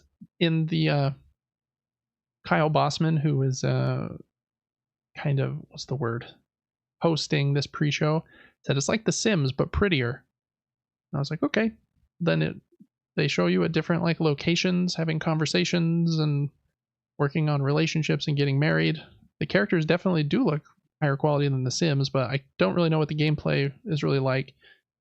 And I think they have like a demo on Steam where you can build characters for the next couple weeks, but then it will be down until the game comes out. But yeah, not a lot of information, and I didn't do much digging. I have a hard time with these kinds of games. They very time, like what's the word I'm looking for? They take a lot of time, and I just kind of like to pop around, but it does look pretty. Okay, next up was a weird looking game called Tribe 9. It's coming to mobile and Steam. I couldn't exactly tell what it is. It looks like it's sometimes a 3D like action hack and slash game. Then it had like these 2D kind of pixelated segments, and one of the characters is a pig, So if any of the words I just said are appealing to you, then check out Tribe 9 on mobile and Steam. I didn't write down the release date for that one, but anyways, looks like even some turn-based fights there in the 2D stuff. Okay, another horror game. This is a sci-fi horror game called Directive 8020. And this is the next game from Supermassive, I believe, who does the what's it called? They did the first Until Dawn, and then they've done that trilogy or whatever of games, and the trilogy has a name. I think you played a couple of them. Dark Anthology? Yeah, the Dark Pictures Anthology. That's it. Thank you. So I think this is their next game. I'm really excited that they're taking it to space. I really like sci-fi, so that's like a cool vibe for me. I don't know. I don't feel like any of their other games have been as good as Until Dawn, so hopefully this one can, I don't know, be their next big hit on a space station, it looks like. Yeah, Dark Pictures game. 2025. And then last up in the pre-show, they showed Terry Bogard gameplay in Street Fighter 6. I haven't played a fighting game in a long time, but I have seen this guy, Terry Bogard. I just had no idea that was his name. So if you like Street Fighter 6 and have been looking forward to Mr. Terry Bogard, that was probably exciting. All right, then they jumped into the show proper, and there's like 35 different things they showed here. First up was one of the bigger surprises. It's not that big of a surprise because I think the president of Gearbox has been tweeting about like little hints about this game for a long time. Like when the Borderlands movie was getting panned in the last couple of weeks, he said on Twitter, like, we're working really hard for you to like love our franchise, but instead of the normal word for, he typed it out FOUR. So everybody knew Borderlands 4 was being worked on. But they started the show by teasing Borderlands 4 for next year. It's basically a cinematic teaser trailer. Not much happens other than, what do they call them? One of the kind of those raiders that are out in the desert. They have that very distinct Borderlands mask, and they find one of those in the sand. So Borderlands 4 comes out next year. Devin, I know you really liked 3. Have you played any of the other ones? I do, a lot. I have played 2. I don't believe I've played 1. Yeah. But yeah, super fun. It's fun to just sit there and grind and just hope for a really nice drop of a weapon that might have some perks and percentages that are higher than what you're currently using. They also dropped like mayhem levels, which add modifiers to make the game super difficult. And we found a way to cheese the game. So there's a safe zone called Sanctuary. So we boosted the difficulty to mayhem level 10, and then sat at the vending machines and got mayhem level 10 weapons out of the vending machines, and then went and fought in that difficulty level. It was still way hard, but yeah, you've been playing that recently, like just the last few weeks, right? Yeah, I guess I bought like a deluxe version of the game, so we had a ton of DLCs that we hadn't dabbled in yet. Cool. Well, that one's probably a highlight for you then, I imagine. I liked Borderlands 3 quite a bit, so I'm pretty excited for it. Cool. They didn't show really anything other than it comes out next year, but that's a cool thing to know. Next, they did an extended look at the campaign for Black Ops 6. Just an crazy amount of like production value, very pretty kind of sequence with gunfights, and they're riding motorcycles through this like CIA building at one point. It's just crazy like spy movie stuff. Next up was I don't know what you would call this, a trailer for it was kind of funny. The trailer was funny. It's like a look at some characters going to a prison, and it's remaster prison, where all of like the most anticipated remasters are stuck and can't get released. And then eventually he finds a goat there, and it's what's it called? Goat Simulator Remastered, which that game somehow has like a big audience. They've already made like 1, 2, and 3, I think. But anyways, if you wanted Goat Simulator to be like prettier and run in 4K, then you're probably excited by that. But that wasn't one I was super excited about, even though the trailer was funny. Next was they showed a new boss fight from Persona 3 Reloads DLC. Then I think a pretty big one was a new standalone Dying Light game was announced. It's called Dying Light the Beast.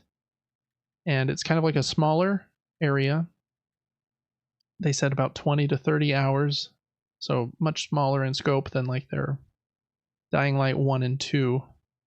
But looked, fairly similar. But it kind of has this focus on, I think the character might even turn into the beast. It was a little hard to tell from the trailer, but I know those games are very well loved. So if you like Dying Light, new region, standalone, expansion. I don't even know if expansion's the right word. Standalone side game.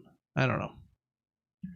Then a launch trailer for Black Myth Wukong, which we've already talked about a lot. A new trailer for Dragon Ball Sparking Zero, which comes out on October 11th. Weird looking game that I think is being made by Amazon's team. And I'm going through these so fast, Devin, so sorry. It's probably hard to keep up with me. Called King of Meat. You create dungeons and try to survive them, and you can play up to 4 players co-op. Definitely gave me Fall Guys vibes. And this was the trailer they had for it, yeah. So you caught up fast, look at you. It's coming to basically everything. I think Switch, PC, Xbox, and PlayStation. So yeah, I don't know. It looked like it could be kind of fun. Kind of a weird trailer. I think they do show gameplay a little later on, but King of Meat. It was brought up a couple of times. Very weird name, but anyways. Next up, a new game called Linked Banner of the Spark. It was shown. It's a co-op action hack and slash game that goes to early access in October. I didn't think it looked like anything great, but since it's going to early access, a lot of games go from like meh to wonderful during like their early access period. So hopefully that one can as well. Then the newest Don't Nod game was shown. They make Life is Strange, and this is kind of a game that I don't think is in the Life is Strange universe, but has the same vibe in my opinion. Lost Records, Bloom and Rage. Bunch of teenagers cussing, exploring the town, figuring themselves out. Comes out on February 18th, 2025. That's tape 1, and then tape 2 comes out 1 month later. I like that they put those pieces like really close to each other. They used to do their game releases in like Telltale would have like 5 parts to like The Walking Dead season 1 and 2 and those games, but they would come out sometimes months apart from each other, and you're like, man, I'm already past and done wanting to play the rest of that. So that's cool that it's close together. Okay, next one was what I wrote down. Looks like Left 4 Dead, but it has 8-player co-op. It's called No More Room in Hell 2. So I guess it's the sequel to the first one, which I haven't played, but pretty violent zombie looking game. Arc Raiders was kind of a big deal. It was shown a little while ago. They had a new kind of trailer. Comes out next year, and they'll be doing play tests this fall sometime. I don't know a ton about this game either, to be honest, but it looks kind of visually cool. Another trailer for Infinity Nikki. This is that game where you play as this Nikki character with all these animals that love you. And I think you're just like taking pictures and gardening and getting new clothes and making new clothes. It was like a crazy trailer a few months ago, and it had another really crazy one here with all these dancing weird creatures at this one. Definitely looks like a trip. And all these animals. See how those frogs were dancing? That was epic. I didn't. What were they doing? They were just clapping their hands. It was something else. As frogs are wont to do. Next up was a MOBA shooter called Predecessor, however they pronounce that. It is out now. It's free to play. And if you like MOBAs and shooters, then yeah, it's out right now for you to try. Other than that, we've got an early access date for Path of Exile 2, which is a Diablo clone. And I think the first one, Path of Exile, is supposed to be really great. I think people are excited for that one. Early access date is November 15th. Yeah, this is that predecessor MOBA game that you're looking at right now. Okay. I think the next one was one of the bigger ones. Dune Awakening had a big segment during the game, and you know, I haven't really gotten into an MMO. I played a bit of Destiny, but nowhere near like as much time as you and some of our cousins have. But Dune Awakening looks kind of interesting. It's a big open world survival MMO. So you make your character and then you're dropped in the desert, like your plane crashes in the desert on Arrakis. And I don't know, the gameplay looks a little stiff, kind of like Warframe. I tried Warframe for like a minute too. It's like also a big MMO kind of thing. But I like the way this one looks better. I like Dune better than whatever Warframe is. And the scale of it looks really cool. There can be like hundreds of other players around. You can kill each other or like make alliances. And I think you're like building your own little, what would you call that? Hidden little community. And there's like vehicles and weapons. So I don't know. I thought some of it looked interesting. The graphics don't look like very good, which is pretty also common in MMOs. That's not really the focus, right? It's on this huge big world and you making an impact on the world and things like that and playing with 1,000 other players. So for like the middle segment of the trailer, I was like, no, it doesn't look that great to me, actually.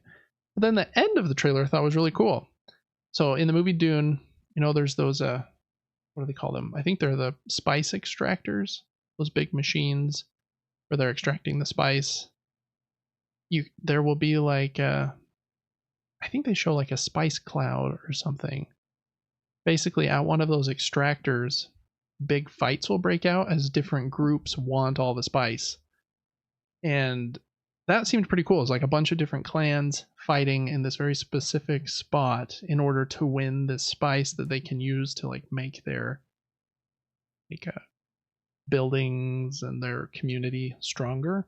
And you can also call in the sandworms if that would help what you're working on as well. So I don't know. There seem like some cool things here. A lot of people, like online at least, have been saying this trailer was awesome and this looks incredible. And maybe I'm just not getting like the MMO hype.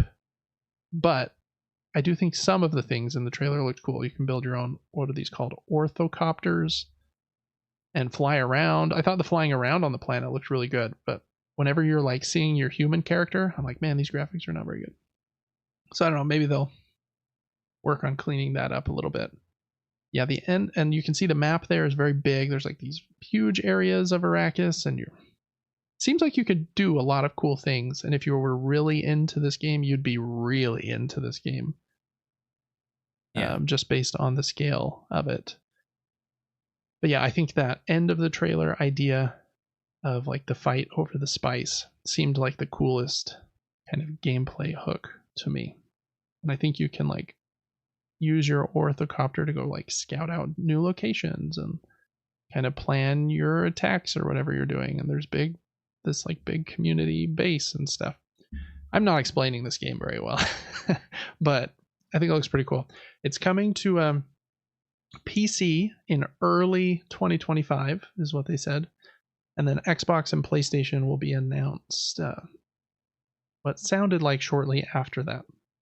So anyways, yeah, and here's that big fight where they were all going to that extractor to get the spice. And then, yeah, somebody called in the sandworm, and somebody used, what are they called, a grappling hook to get out of there really quick. So I don't know. It's like a mixed emotions on this one. But I really like Dune. Love the movies. Dune Imperium is one of my favorite board games. So I don't know. We'll see. After this one, Tarsier Studios, the company that made Little Nightmares 1 and 2 and teased their next game just a few days ago, they showed their next game. It's called Reanimal, and it looks very much like Little Nightmares 1 and 2, just kind of a more of a focus on animals, which makes sense, I guess, given the name. What else did I write down here? It's coming to PC, PlayStation 5, and Xbox, and there is a focus on co-op as well. You can play it solo, I think, and then so cool. The computer will play the other player, or you can play it in co-op. So I'm not exactly sure the scope, if it's going to be like bigger and more expansive than their other two games, or if they're thinking about the same size. Probably do a little research to figure that out. But I love Little Nightmares, and this one definitely gave me those vibes. And I kind of like the animal thing. That sheep with like 15 arms crawling up up that house. Yeah. Looked really weird. So Reanimal, very excited for that one. It didn't even say a date, but I imagine if they don't even have a date, it's probably late next year or early 2026. I don't know. We'll see. Genshin Impact had a new trailer, new region, and it's coming to Xbox, which it has not been on November 20th. So I think that's a big deal. Not for me, but it's a big deal. Then Monster Hunter Wilds had kind of a segment in the show, which continues to look really cool. They showed this boss fight with this big spider-looking thing that could kind of turn into a flower. And at one point, it was fighting like this giant bear boss. And then there was this giant lightning dragon. I don't know. After playing Wild Hearts for a couple hours, I think I kind of get the appeal. Like, it is fun to fight something huge. You're like, I'm not supposed to be able to defeat this thing. And then even doing it together, sweet. I think looks pretty cool. So, yeah, I think this game's going to be big. It's crazy. Capcom has been making games for a long, long time. You know, they've got Mega Man and Resident Evil. And somehow Monster Hunter has just been a small like series for them. Then for whatever reason, Monster Hunter World, is that what that other one was called? I think just exploded and is now their best-selling game that Capcom has ever made. And so, really, yeah, Monster Hunter World I think has sold like 30 million units or something, which is nutso. So this game's going to be a big deal, and I'm sure Capcom is very excited to get this out and make a shiz ton of money. Hopefully it's really great. I don't really know what that community wants in a game, any changes or anything, but it was one of the headliners of this show that Jeff was teasing beforehand. We're going to see Dune and Indiana Jones and Monster Hunter. So it's kind of a big deal. And I do think it looks cool, at least visually. So that was Monster Hunter. A quick little tease that Naraka Blade Point is getting a crossover with Tomb Raider on August 28th. I don't know what Naraka Blade Point is, but that was in there. Next up was a kind of not safe for work trailer for Fatal Fury City of the Wolves. It's a 2D fighting game from SNK where everyone's female, and we'll leave it at that. It comes out April 24th of next year. Then the next one was a mech game called Mecha Break. Very fast pace. I think it like looks kind of cool, but if I was going to play one of these games, I would play Armored Core 6 because it was made by From and it's supposed to be really good. So I'd probably wait to play Armored Core first and then decide if this is a genre that I want to continue to play. I think this one's just coming to Xbox and PC.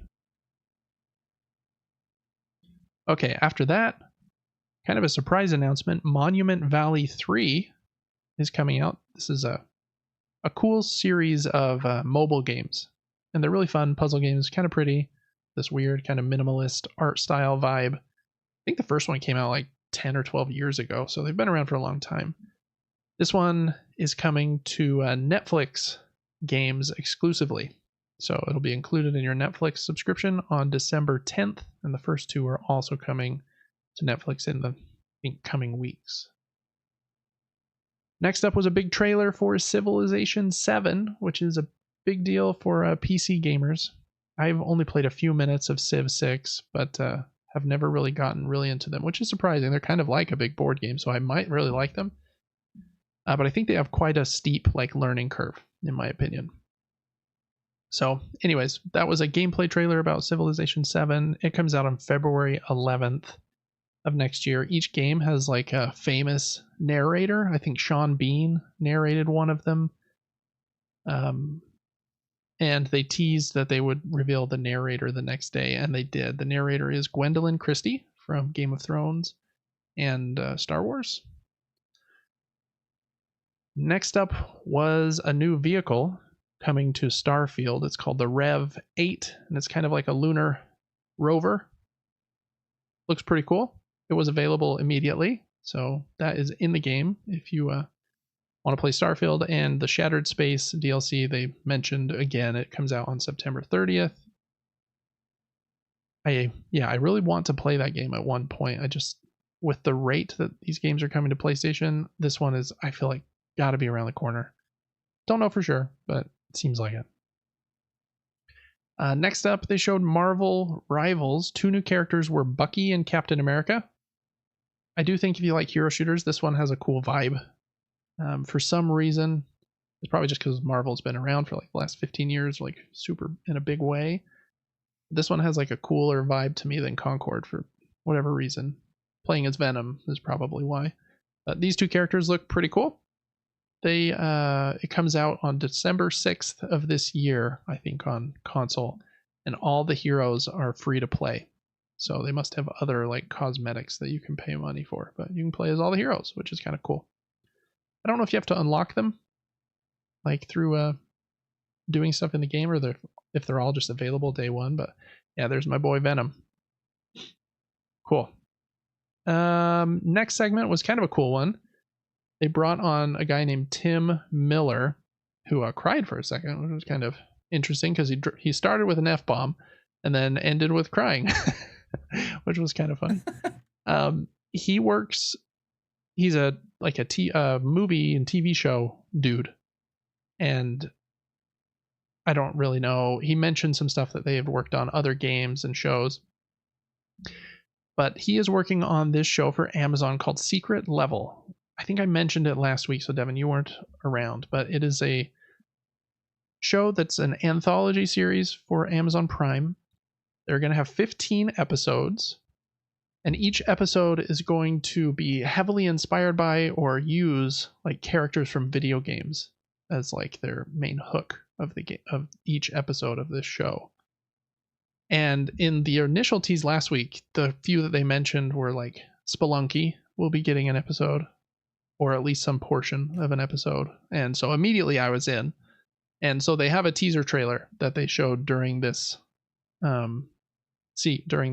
segment, which was really cool. The games that I could recognize from the teaser trailer, and someone could probably recognize more, but this first one's Warhammer, obviously. Then Sifu is right here. That looks like No Man's Sky there to me, but maybe it's some other space thing.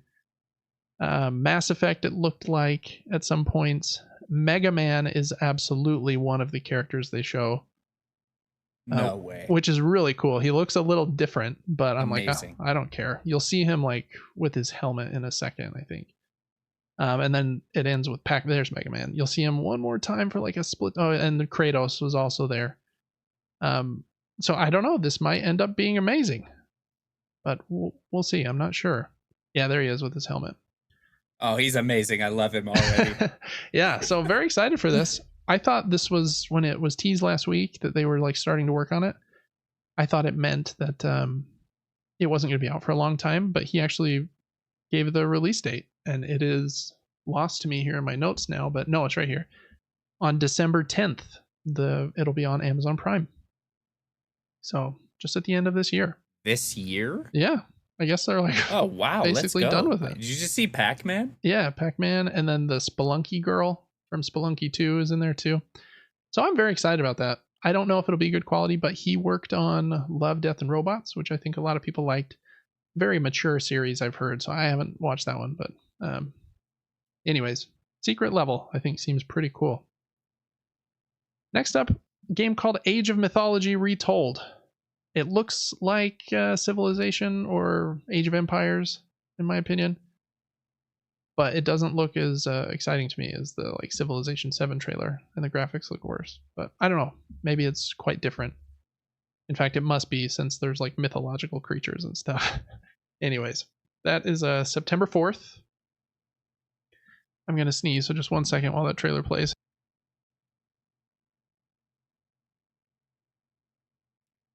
Okay, I looked at my light and I couldn't get it to come out, so we're just gonna keep going. Next up, they showed a game called Towerborn, which I think comes out on just Xbox and PC, or maybe I'm confusing this with another one. On September 10th, it comes to Steam early access, and then it said coming soon to Xbox. I like the art style, but it didn't show much about the gameplay, so I don't know a ton about it. Next up was Delta Force Hawk Ops, which kind of looks like a Call of Duty shooter or something. It's a little hard to tell from this trailer exactly what it's going for, other than a lot of shooting and blowing stuff up. But it does look pretty. It's coming to early access in fourth quarter. Lots of early access in nowadays. People don't, they want feedback early so that they can make the game as good as it can be before it releases from their players, as opposed to just making it with kind of what they think would be best and then releasing a 1.0 version. So interesting strategy. Next up was a trailer for Kingdom Come Deliverance 2. Sorry, I think this game was just delayed, so it comes out early next year, and it looks very pretty. It's a first-person game, kind of an open-world RPG, if I'm understanding correctly. It does have like a kind of a more linear story, but I think you can go out and do side quests and other things. Yeah, since it's first person, it's very unique. Like, you're riding your horse, which is really interesting to see in first person. I think it's based in like the 1500s, so a long time ago. They did have a 20-minute gameplay, I think, trailer the next day. So that's not here in this footage, but if you want to see what the gameplay looks like, they did release that the next day. I think it looks pretty solid. It looks a lot prettier than the first one, in my opinion. Okay. Zenless Zone Zero, another, what are these games? Gotcha game from Hoyoverse, I believe, or what's that? That's not the name of the company. It doesn't matter. Is getting a new area, and Honkai Star Rail is getting a new expansion in third quarter. So those were both shown kind of back to back. Then Batman Arkham Shadow was shown. It is it looks pretty cool, but it is a MetaQuest 3 exclusive, so it's only a VR game and only on MetaQuest. Comes out in October of this year. Batman, I feel like, does pretty well in VR. I've played, I forget what it was called. Rocksteady made an Arkham VR game for the first PlayStation VR, and it was really good. It was only like 3 hours long, maybe 2 actually, but it was fun. You're like scanning stuff and solving crimes. That one didn't really focus on combat very much. It was more like the detective part of being Batman, and you solve like this little mini crime, and it was fun. This one looks like it would maybe make me sick. There's a bit more flying and gliding and punching and stuff, but I think VR tech has gotten quite a bit better, and so hopefully they've started to solve some of those motion sickness problems. But I really love Batman, so the more Batman stuff we get is totally fine with me. Okay, then we talked about Tarsier and Reanimal a minute ago. Kind of funny, we had Little Nightmares 3 in the same showcase. Looks like it could be pretty good, might be a little janky. I couldn't really tell. This one has been taken over. It's obviously not being made by Tarsier anymore. It's being made by Supermassive, who is making those Dark Pictures anthology games. So this must be like a smaller team inside Supermassive or something. But it looks very much like Little Nightmares. Funny masks and weird characters. Also a focus on co-op, it looks like. So we might have 2 kind of mini kid horror co-op games to play, which I'm okay with that. So hopefully that one is good too. All right, we're almost to the end here of just listening to David chat while Devin tries to keep up with me on this YouTube video. I wish the right button on this keyboard would go in longer than 5 just 5 second interval. That's funny. This small indie team, they've made a couple games in this series called Far. There's like Far Lone Sails and Far Rising Tides. I think they're really cool. I've played part of the first one, but I haven't played more. This is a new game from them, and it's about leading kind of this herd of these strange buffaloes towards this big mountain. and the buffaloes can like go into like hyperspeed and you kind of like surf on them. It looks kind of interesting and has a weird style. It's called Herdling and comes out next year. Looks like a David game. I like a little indie game like that. And definitely kind of weird, quirky art. Next up was very interesting. There's this guy in video games that's been famous for a long time. His name's Peter Molyneux. He's made a lot of games. One of the most, I think Spore was one he made that got a lot like hype and then kind of fall from grace. That's the guy right there. He also did Fable for Xbox. I think he created that series and like led Fable 1, 2, and 3.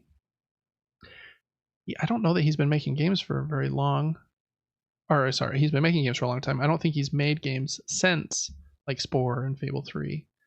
But he's making a new game and it's called, what was it called here? Masters of Albion. Albion is the world that Fable is set in. So even though he doesn't own Fable, and there's kind of like a weird situation there, he's setting this game in Albion. He's calling it an open world god game. And a god game is something like Civilization, where you're kind of like managing everything from above, right? By clicking with your mouse. The graphics are very weird in this one.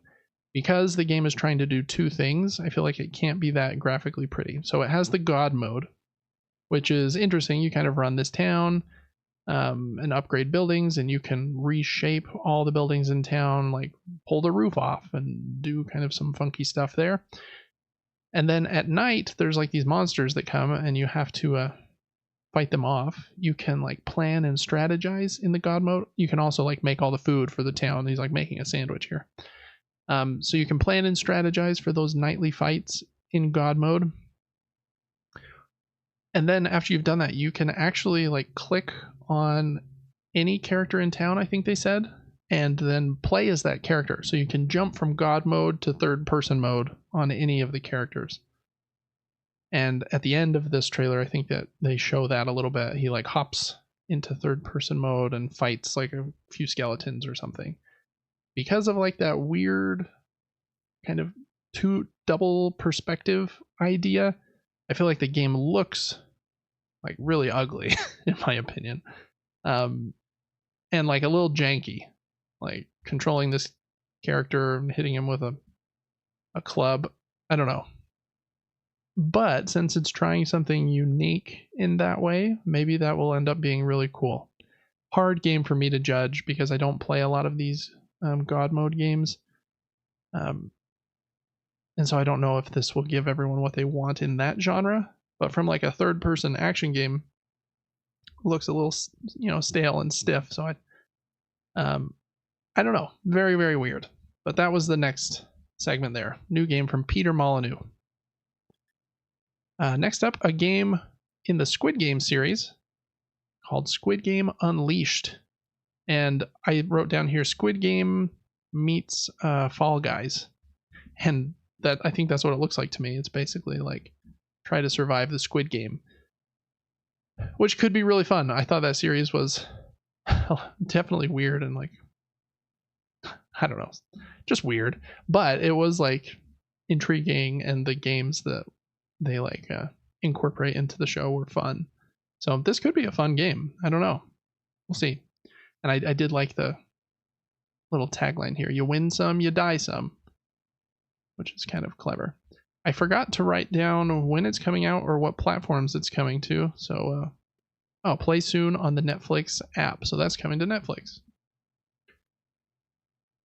I wonder if eventually Netflix will have like an app on PlayStation and Xbox to play their games. You can watch their shows there, but it would be cool if you could play their games on a console, because I don't want to play it on my phone for sure. I noticed for the first time today that Netflix has a game section, actually. Yeah. I think it's like a year or two old, and I don't think they've had any like huge successes yet, but probably wise for them to start diversifying in that way. I think it's cool that they're included in your subscription, so you don't have to like pay for an extra games add-on or anything. All right, next up, this game's been shown before. It's called Unknown 9 Awakening. I wrote down here Assassin's Creed-like looking game. It comes out on October 18th of this year. I could see this one going either way and being like a 5 out of 10, or being really surprising and everyone being like, wow, the graphics aren't amazing, but it's like a solid 8 or 9. So Uncharted meets Assassin's Creed meets India. I don't know. Could be really cool. I feel like that actress that plays the main character I've seen before. But I couldn't, when the trailer started, I was like, wow, you look familiar, but then I couldn't place it. Yeah, I'm not sure. Anyways. Oh, I think. Oh, she's in something with Tom Cruise, I'm pretty sure. Tom Cruise. Well, maybe it'll come to you since you seem to know. I could be completely wrong. That's not Rebecca Ferguson, Devin. Let's I don't see know who that is. Oh, Rebecca Ferguson is like the love interest in the last few Mission Impossible movies, I think. She's also like she was in Doctor Sleep and in Oh, I stopped paying attention to Rebecca when I saw Vanessa Kirby. I don't know who Vanessa Kirby is. Oh, dang. The girl that like is like getting everybody together, kind of knows about the 2 key pieces, and they have to like make the one chick look like her on the train in the most recent one. Oh, I haven't seen the most recent one actually. So I'm behind. Oh, you gotta watch that. It's just like a part 1, right? I think so, yes. Yeah, I haven't seen that one yet. I love Mission Impossible. But yeah, I haven't seen that one. All right. Let's see. Next was a first-person shooter called Arena Breakout Infinite. I wrote down here that looks kind of like COD. It's in early access now, full game by the end of the year. Next up was a trailer, or a couple things from Blizzard. So World of Warcraft, The War Within, I guess a big expansion comes out on August 26th, which is just in a few days. And then Diablo 4, The Vessel of Hatred, comes out on October 8th. I think both of those things were already known. They just had a little snippet here where they talked to them again. We showed a trailer for this next game a few weeks ago. It's called The First Berserker Kazan. Basically cel-shaded God of War with lots of blood. Comes out early next year. I don't know. It looks like it could be... I like the art style, and it could be cool. But the combat sections we've seen have seemed very like straightforward. Like, okay, I'm fighting this one enemy. Then I go and fight this one enemy. And then going and fighting this one enemy. I don't know. So it could be cool. I think right now, Devin, you are looking at...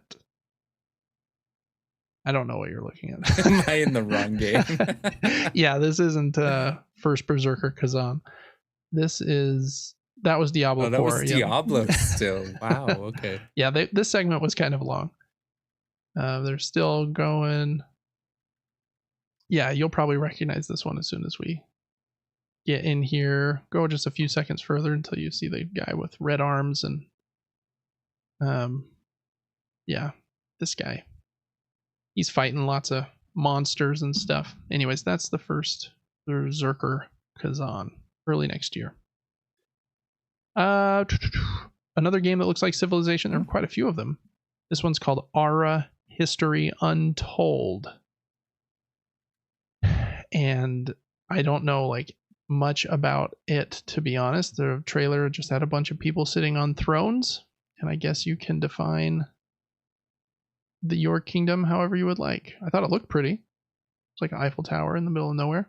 And yeah, I have yet to really get into one of these games. I really liked Age of Empires 2, but that was when I was like 15 on our PC. I think it was Age of Empires. I get their names mixed up because there was like a few different ones back then. But anyways, there's that one.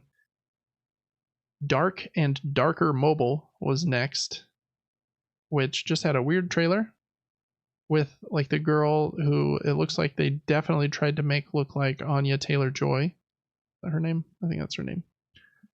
And then it just... Oh, I like her too. Kind of ended. So I don't really know much about it. Next up, I thought the next game looked pretty cool, to be honest. It's called Flowtopia. And you are basically playing Animal Crossing in the sky on these floating islands. Looks very, very cute. Comes out next year. You can kind of terraform the island to like change the land, and then you're decorating your house and all of this stuff. Very Animal Crossing, to be honest. But yeah, I just kind of like the visual style. Could be fun. Again, I'm very picky with these kind of farming games like that. It does look like it might have co-op in it though. Those players were all like running around picking plants with vacuums, which is how plants are harvested in real life. And they might all have been human players. I'm not 100% sure. So that one looks cute.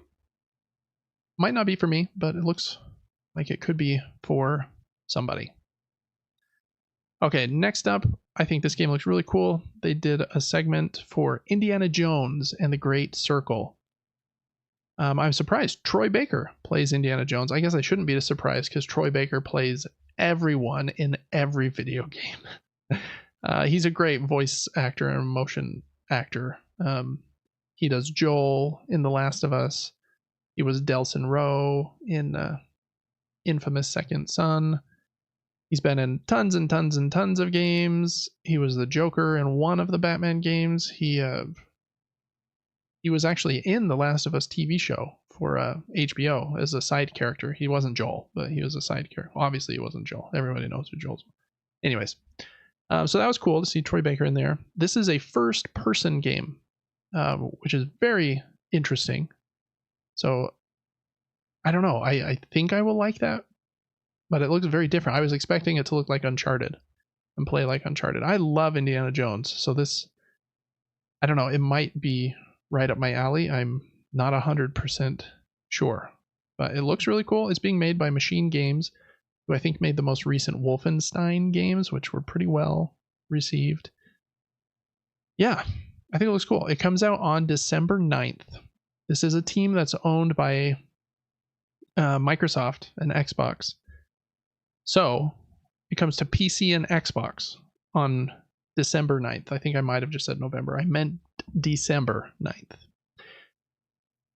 A couple of months ago, Devin, Xbox had their summer showcase, and I said that I thought they were going to announce one of their games was coming to PlayStation. They didn't during that showcase, but they did here.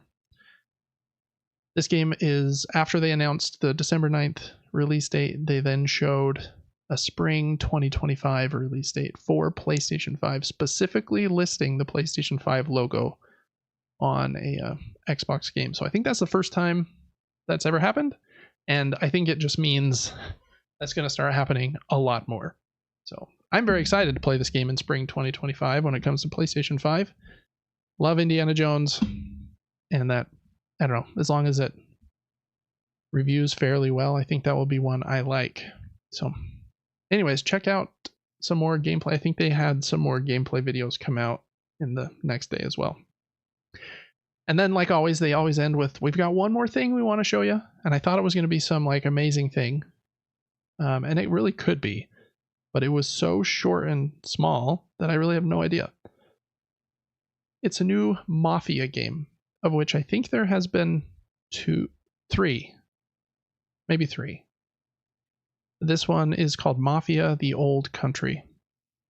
And it's a very short teaser. It's about to end on the screen, and they said we'll see more in December, I imagine, at the Game Awards. So it's a pretty well-loved series, kind of Grand Theft Auto, but more of a focus on the Mafia, obviously, and kind of the family relationships in the Mafia. So anyways, that was all of opening night live. Some fun stuff. I think the Reanimal game looks really cool. Trying to look, what stood out to you, Devin? I'm just kind of glancing through. The Indiana Jones thing I think looks really cool. But those were probably like the main ones for me. I mean, Little Nightmares for sure. Yeah, Little Nightmares 3 definitely looks cool as well. Oh, and then Revenge of the Savage Planet. Like super down for that one. So yeah, I don't know, a few things.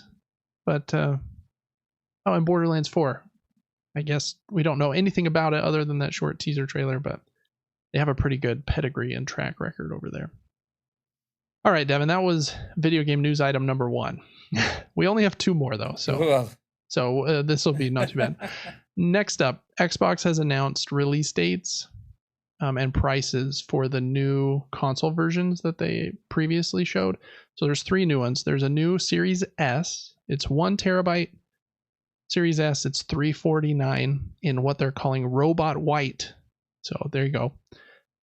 So it's double the storage from the original Series S for $349. Then a new Series X, which is the more powerful one, kind of comparable to the PlayStation 5. A 1 terabyte digital version is $449, and it's also in that Robot White for the first time. And then surprisingly, I still don't know why they think this is a wise idea. Another Xbox Series X, again, this is not a Pro or anything. It just has 2 terabytes of storage and comes in this cool, it is a cool color, galaxy black, kind of stars on it, looks like a space scene. That one is $600, $599.99. And when the PlayStation 5 Pro gets announced and is probably that same price, I think that their 2 terabyte Series X is going to look a little dumb. But I don't know. They made the decision. They must have some data that tells them what, or helped them make that decision. But those were the 3 new prices for Xbox. Nintendo had a funny little direct this last week. It was for the Nintendo Museum, which is in Japan, and it's built on the site of the original Nintendo factory. That is the... I want that, and I don't even know what that is. That's basically the Japanese version of the NES. I think that's the Famicom, called the Family Computer. See how it has basically the same cool. controller design as the American version that's on the right. So that's just the different version that came out in Japan. So when you hear someone say like the NES or the Famicom, those are the devices they're talking about because they basically played the same games. They were just for different markets. A cool museum. Nintendo's been around for over 100 years. They originally made like playing cards and other things. So they had a factory. This museum is built on the site of that original factory. So lots of Nintendo history. We usually only talk about like the last 40 to 50 years of Nintendo history when they, the NES kind of being like the birthplace of them being dominant in the video game realm. Cool things shown in this trailer. If you skip forward to 10 minutes, Devin, I think it's the coolest part of the museum. This museum has a room where you can play different consoles with giant controllers. They said the NES through the Wii. Wow. So you've got the NES, Super Nintendo, Nintendo 64, and the Wii, and probably GameCube as well, I would imagine. Yeah, so Miyamoto, who's the creator of Donkey Kong and Mario, here on the left is playing playing Super Mario Brothers. He's using the D-pad, and the other museum employee is pushing run and jump. So just kind of a fun idea that they had. Let's play with these giant controllers. They show someone playing with a giant Wiimote later, and it's actually 2 people lifting it up. Yeah. And I'm like, that can't be very fun. You can barely hold the thing. But maybe they're just making it look heavier than it actually does. But what a cool room, that is in my amazing. Opinion. Yeah. So these giant controllers have kind of been all over the internet for a minute. So very cool idea. I don't know. It's kind of a strange thing to have in a Nintendo museum, but also just shows like how fun Nintendo is. They do silly things, and I like it. So that opens on October 2nd. So if anyone wants to fly to Japan to play with those giant controllers, you sure can on October 2nd. I don't know if you have to like book tickets or schedule something, but anyways, that was their little direct for this last week. That is it for video game news. So moving over to board games. Just a few news items I wanted to shout out after I take a swig of my Mountain Dew here. I mentioned Gen Con was just a few weeks ago in Indianapolis. It was the biggest Gen Con that there has been. There were over 71,000 attendees, and the event sold out before the show. So I think good news that the board game market continues to grow in America, and that there is a demand for conventions like this. There's starting to be more and more, I think Gen Con and Spiel, which we mentioned earlier, are the two biggest ones, but there are smaller ones as well. So I love it. Love seeing board gaming continue to grow. It just means that more people are getting involved. There really is a board game for anyone nowadays. If you don't like complex games like the ones you see behind me on my shelf, that's okay. I promise there are games that you will like. And if you like games that are much more complicated than ones I have on my shelf, then more power to you too, because they're games for you as well. So just a cool little note there. Next, Asmodee. I don't know if I pronounced their name correctly. Asmodee. They're a big deal in board games. They own a lot of board game companies. They have a partnership with Lego to make some games with Legos incorporated. I think they've made one or two so far, but they kind of showed their next one. It's called Monkey Palace. It's a jungle-themed game of light strategy that incorporates both collaborative and competitive elements.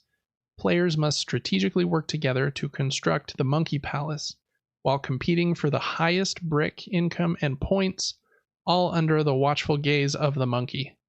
The palace gradually takes form thanks to a construction using Lego elements, and each time the board game is played, the building experience and final construction are unique. So their collaboration is to continue to make games that incorporate Legos. And when I first heard that, I was like, that sounds dumb.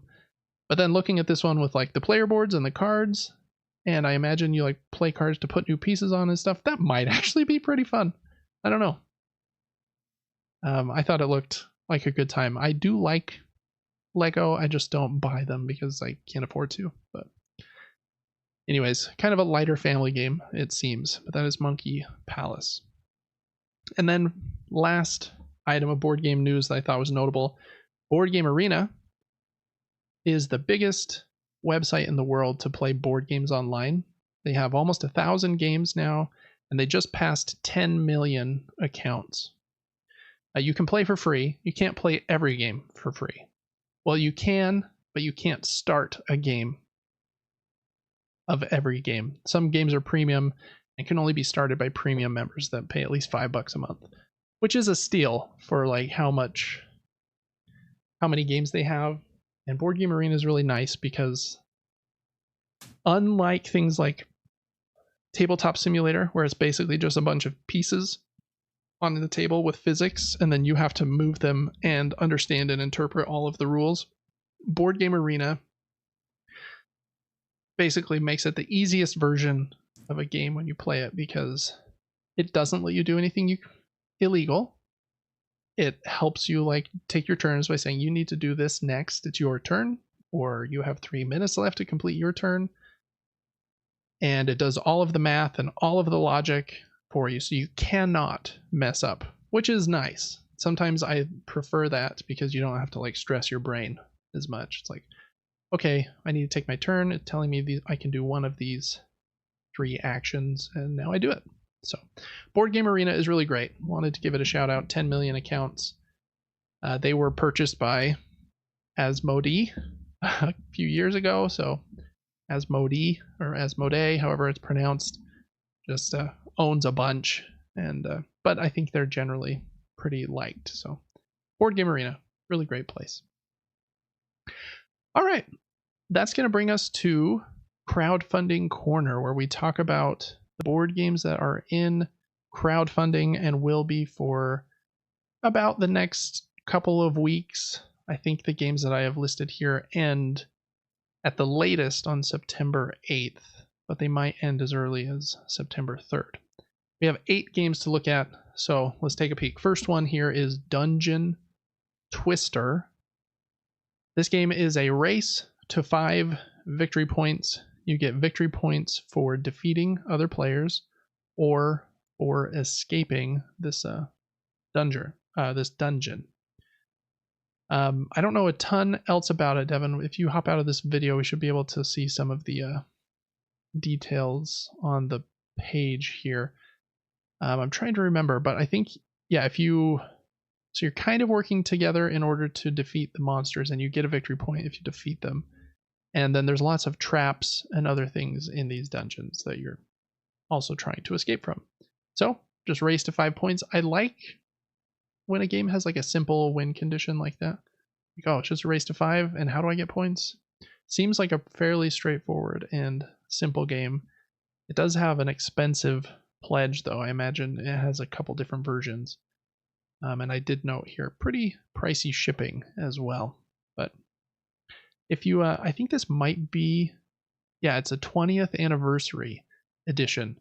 So if you've played this game in the past or have heard of it, I think this is like a more deluxeified version of that game from 20 years ago. So,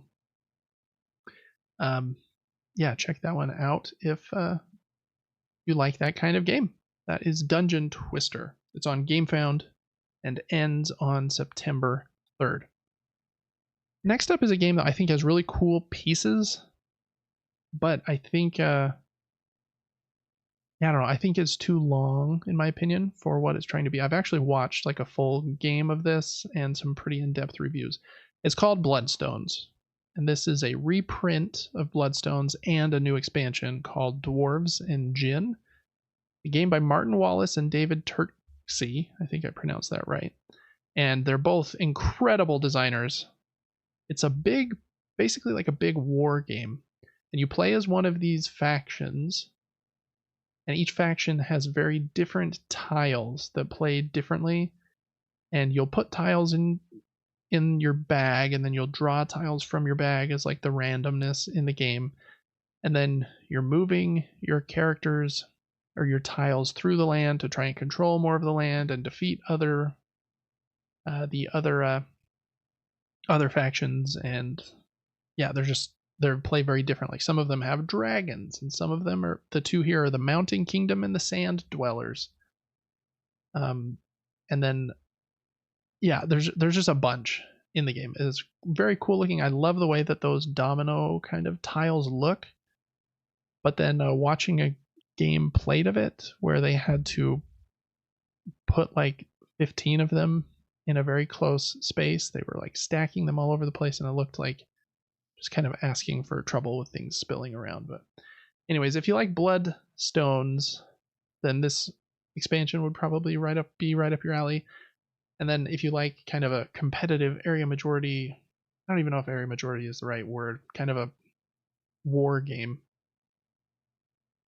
with a little more visual flair, and I think a little shorter than most like coin really complicated war games are, then this might be for you. It looks a little fiddly with the pieces, even though I think the pieces look really cool. That one ends on September 2nd, also on GameFound. All right. Console Wars, the card game, is next. This is a pretty simple card game that I don't think I would really like. I think it has some take that elements, but I thought the theme was really cool. You're basically collecting these cool video game properties, and they've purposely like changed the name. So like Last Fantasy instead of Final Fantasy, Resident Devil, The Rest of Us instead of The Last of Us, Mood instead of Doom, The Legend of Esmeralda. I don't know. So you get these like franchises, then you have to build up your fan base of fans, but you can steal fans from other players if you like release a new game in your franchise. So there's a bit of take that in the game, like I steal your fans. And so I don't think this is really one for me. I don't like take that like almost ever. But I thought the theme was unique and fun enough that I wanted to at least give it little time here on this episode. So anyways, that is Console Wars, Console Wars, the card game, which ends on September 4th. Okay, next up is a game called Chicago 68, which is a pretty like heavy Euro game. Well, it doesn't look like way heavy, but medium heavy, I would say. A 3 to 4 player game lasts 3 hours, just as like a time frame there. 2 players, 90 minutes. Solo, 60 to 90 minutes. And the estimates from companies are usually low, so that might even be longer. This is a game about the riots and what are they called? The history surrounding the Democratic national. What's it called? The word spacing me. The convention, the DNC. Scroll up Dark to the very top, Devin. Anthology. Yeah, Dark Pictures Anthology. Scroll up to the top of the page. It's the Democratic National Convention riots of 1968. I was not born for 22 years. I was negative 22 when this happened, so I don't know a lot about this, as history is also not a subject that I'm especially keen minded about. But in this game, you play as either the establishment, which are like the police and the government figures, or as these people that are protesting and rioting. And that's kind of kept track on the board by different locations around where this rioting happened in Chicago. And you can like move your rioters to different locations, and there's some area majority at those locations, and it's all in this history kind of theme. And there are a few different ways that you win, but yeah, that's kind of the main crux, is that play as one of those two sides, either trying to end up with the establishment trying to control the rioters, or as the rioters trying to get your message across. And I don't feel like I explained that game very well, but I do think the integration of the theme does look pretty cool. As a I hate to say this, but I usually like a more like fictional theme in my games. I'm not against history at all, but like if this was spaceships, like it'd just be more interesting to me, which is very reductive, I know. And the game is supposed to be pretty solid. Like some of the reviewers on here, I think they have a review from Space Biff, and he does excellent work on his blog. So I don't know, it might be like right up your alley if you like history, if you like games that are like well thought out. It seems like it's mostly kind of a Euro game where you're managing some action cards and pieces on a map, with a little bit of conflict in those areas. So anyways, that is Chicago 68. It ends on September 5th. Okay, next up, from Gap Closer Games, I actually have one of their games. It's called Illiterati, which is a very fun word game where you're cooperatively making words with other people at the board or at the table. Very fun. This one is called Rival Restaurants, and it's an expansion for Rival Restaurants called Sporks Out. This is also like a game that I don't think will be a David game necessarily, but you are playing as a different restaurant and you're trying to just be more successful than the other players by getting new types of ingredients to complete recipes. And you can trade ingredients with the other players and buy them and upgrade different components at your restaurant. In the video to this game, it also mentioned that everyone takes their turns at the same time and shows like a real-time element with a sand timer. So it seems like it's chaos and madness for a little bit, but this one has been pretty well received as far as games in this genre are concerned. So if you like a little chaos and madness, like I just mentioned, this one might be a hit with you too. That is Rival Restaurants. Sporks Out ends on the 5th of September. Okay, next is Zombie Horde. This is a co-op game where you are trying to build up a town and explore and fight off zombies in the zombie apocalypse. The game looks a little bit like a indie, in my opinion, but I think it actually looks kind of well thought out. Has a cool board. If you get like the pledge, this top pledge at least, they include STL files so you can print like these 3D print these cool 3D buildings. So there's some verticality to how you play, and there's different types of zombies. You're playing together. It's a co-op game. Each player takes control of a different segment of like your camp. So one player might be the farmer that's like in control of making sure everyone has food and is well fed, and another player might be, I'm trying to remember all of the medic, like the medical team that needs resources for the hospital and make sure everyone is healthy.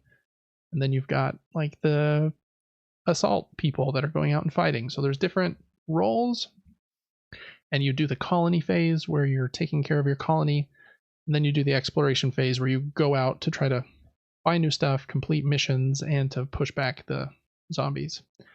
Has a cool gameplay mechanism where if you kind of work together with your team, you can do these, I forgot what they call them, like a cooperative strike, where in one action you can both like fire on an enemy, and it does more damage and takes less action time because you were like lined it up correctly with your team. So co-op game where you're trying to fight zombies, complete missions, and build up your colony. I think these minis are actually pretty cool for the different zombie types. Yeah, they're well done. I liked the one with the football pads on. And this, if you scroll down just a little bit more, yeah, that runner, I think it was funny. They have this pyramid, I think it's called. Yeah. So the zombies, if you get up to the second level on those 3D buildings, they will like start to pile up, and a pyramid might come up, and then they can start climbing on top of the buildings as well. So you're never fully safe from the zombies. That one ends on September 6th. Kind of a pricey game because of, tons of miniatures and stuff. But if you like a co-op game and you like games where you're fighting other little dudes on a map with die rolls, I imagine, maybe not. I didn't see any dice, but did you see any dice? Oh, there's a whole bunch. 15 dice. Then this might be a game for you. That is Zombie Horde. Okay, next up. This game's been pretty popular this year. It's called Tir na Nog, and it's getting a reprint with an expansion. And in this game, it's a pretty straightforward and simple game. You're trying to make the best little tableau in front of you. I think it's called your story. And so you send out your workers. In this game, they're called storytellers, and you put them at the gaps between two of the cards. And then you get to take the cards next to one of your storytellers, and you put them back in your tableau, and you're trying to line up like different colors in order to score a bunch of points. So it's a fairly simple like drafting game. I think the standouts in this game are 100% the artwork. I think it looks very, very pretty. And I guess I like a simple, like shorter set collection kind of game, so that no shade thrown here, but it doesn't look like it's the deepest thing for sure. So if you like kind of family weight games that have cool artwork, then I think this one might be a hit with you. Has a couple mini expansions here. One of them is like an 18 card escape room, and the other one is a couple of modules that you can play with the game. You can also get a print and play version of this pledge as well if you want to. So this one's intriguing to me. I have too many games at this family weight level, though. I need to start purging some because I prefer games a little more involved. But anyways, that one ends on September 6th. Lots of reviews out for Tir na Nog, so you could check those out too to help you make your decision on if you want to join this reprint campaign or not. Okay, last one for this week is a game called Scarce. And this one is kind of like a deck building game. This is deck building and worker placement there, where you are trying to explain it in the best way possible. You are sending out your ship to the ocean in order to scavenge for resources from the ocean. And you also have to send them down deep, like underneath the surface. That part of this game looks really cool. There's actually two boards. There's like the surface board and the depths board. I don't know if that's what they call them, but that's what they look like. And so the game comes with this I think it was either 14 or 18 piece cardboard stand where you can put the depths board on the bottom of that stand, and then probably like a foot above that, the surface board sits. They also show that you don't have to use that if you want. You can just put the surface board down and then surround it with the seafloor boards. So you can do that either way, and I think it looks really cool with it raised up like a foot. Other than that, you're trying to get better cards because your cards dictate your movement by the numbers on the top of the card, and they dictate your actions by the bottom of your card. And it's pretty strictly deck building in that you'll draw cards from your deck that are bad, that you don't want to happen. So I'm guessing there's probably some ways to purge bad cards from your deck as well. But a cool idea. I didn't know you could make kind of a cool stand like that just out of cardboard. I wonder how sturdy and solid it is, because you definitely wouldn't want to knock it over. But it does look cool with that double stand. So yeah, it looks like a medium weight kind of Eurogame deck building and worker placement with a couple of boards that are the surface and the depths. And that seems like a fairly cool idea to me. So that is Scarce, which it looks like it's about $66 for the core game. Yeah, I think so. Plus whatever it is for shipping. $64 actually is what they estimate. And then they do have a more fancy version with 100 plastic like resources, a card holder, and an STL file for an insert, which is interesting that they don't just like include the insert on the more expensive pledge. But that is Scarce. That one ends on September 8th. Okay, those were our 8 games in Crowdfunding Corner this week. Devin, first dibs on pick of the week. Which one are you going to pick? Either Tir Nanog or Scarce. One of the last two. Yeah, those are, I think, my 2 wins as well. I think Chicago 68 is probably like a really excellent game, but I just don't think the theme is like really for me. So yeah, I think Scarce is probably my pick of the week, just because it has a little bit more going on, it seems, than Tir Nanog, even though I think Tir Nanog looks really cool. Yeah, that double board thing though. You throw in like some funky, weird gimmick like, ooh, our boards are one board floats a foot in the air, and I'm like, ooh, yeah, I love that. So I need to watch some gameplay, and yeah, exactly, I want that, and see if the gameplay is solid enough to think about. But I think it looks pretty cool. So yeah, Scarce is my pick of the week. All right, Devin, this ended up being kind of a long episode just because of the Gamescom segment. So we're going to end really quickly. Last week I talked about my favorite games that I have played this year so far, and that I'm most anticipating for the rest of the year. I don't know that I have a full, there's a bunch of them, so I don't know that I'll go over every single one. I guess I could. I'll go over the video game ones at least. So Animal Well, Balatro, Prince of Persia: The Lost Crown, and Helldivers 2 are probably my favorite games I've played so far this year. And most anticipating, Black Myth: Wukong, that just came out, Astrobot, Zelda: Echoes of Wisdom, The Plucky Squire, and Mario and Luigi Brothership. I'm just going to go through all of them, give you a few more seconds to think. In board games, my favorite games I played this year, some of them have come out this year. Some of them are just new to me this year. Harvest, it's excellent. Arborea, Sand, The White Castle, Tinner's Trail, The Veil of Eternity, and Fractured Sky. And my most anticipated are Salton Sea, which I actually just got. It's on the table next to me. Andromeda's Edge, which I should have next month. Dice Throne Missions, I think it's coming in November. Arcs should hopefully be next month.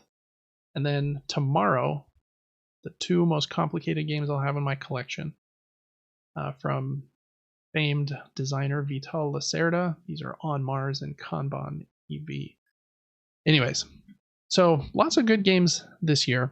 Devin, I just wanted to really quickly ask you, what are your favorite games that you have played this year, or are most excited for the rest of the year? You can just take it in just video games if you want, or board games if you want to as well.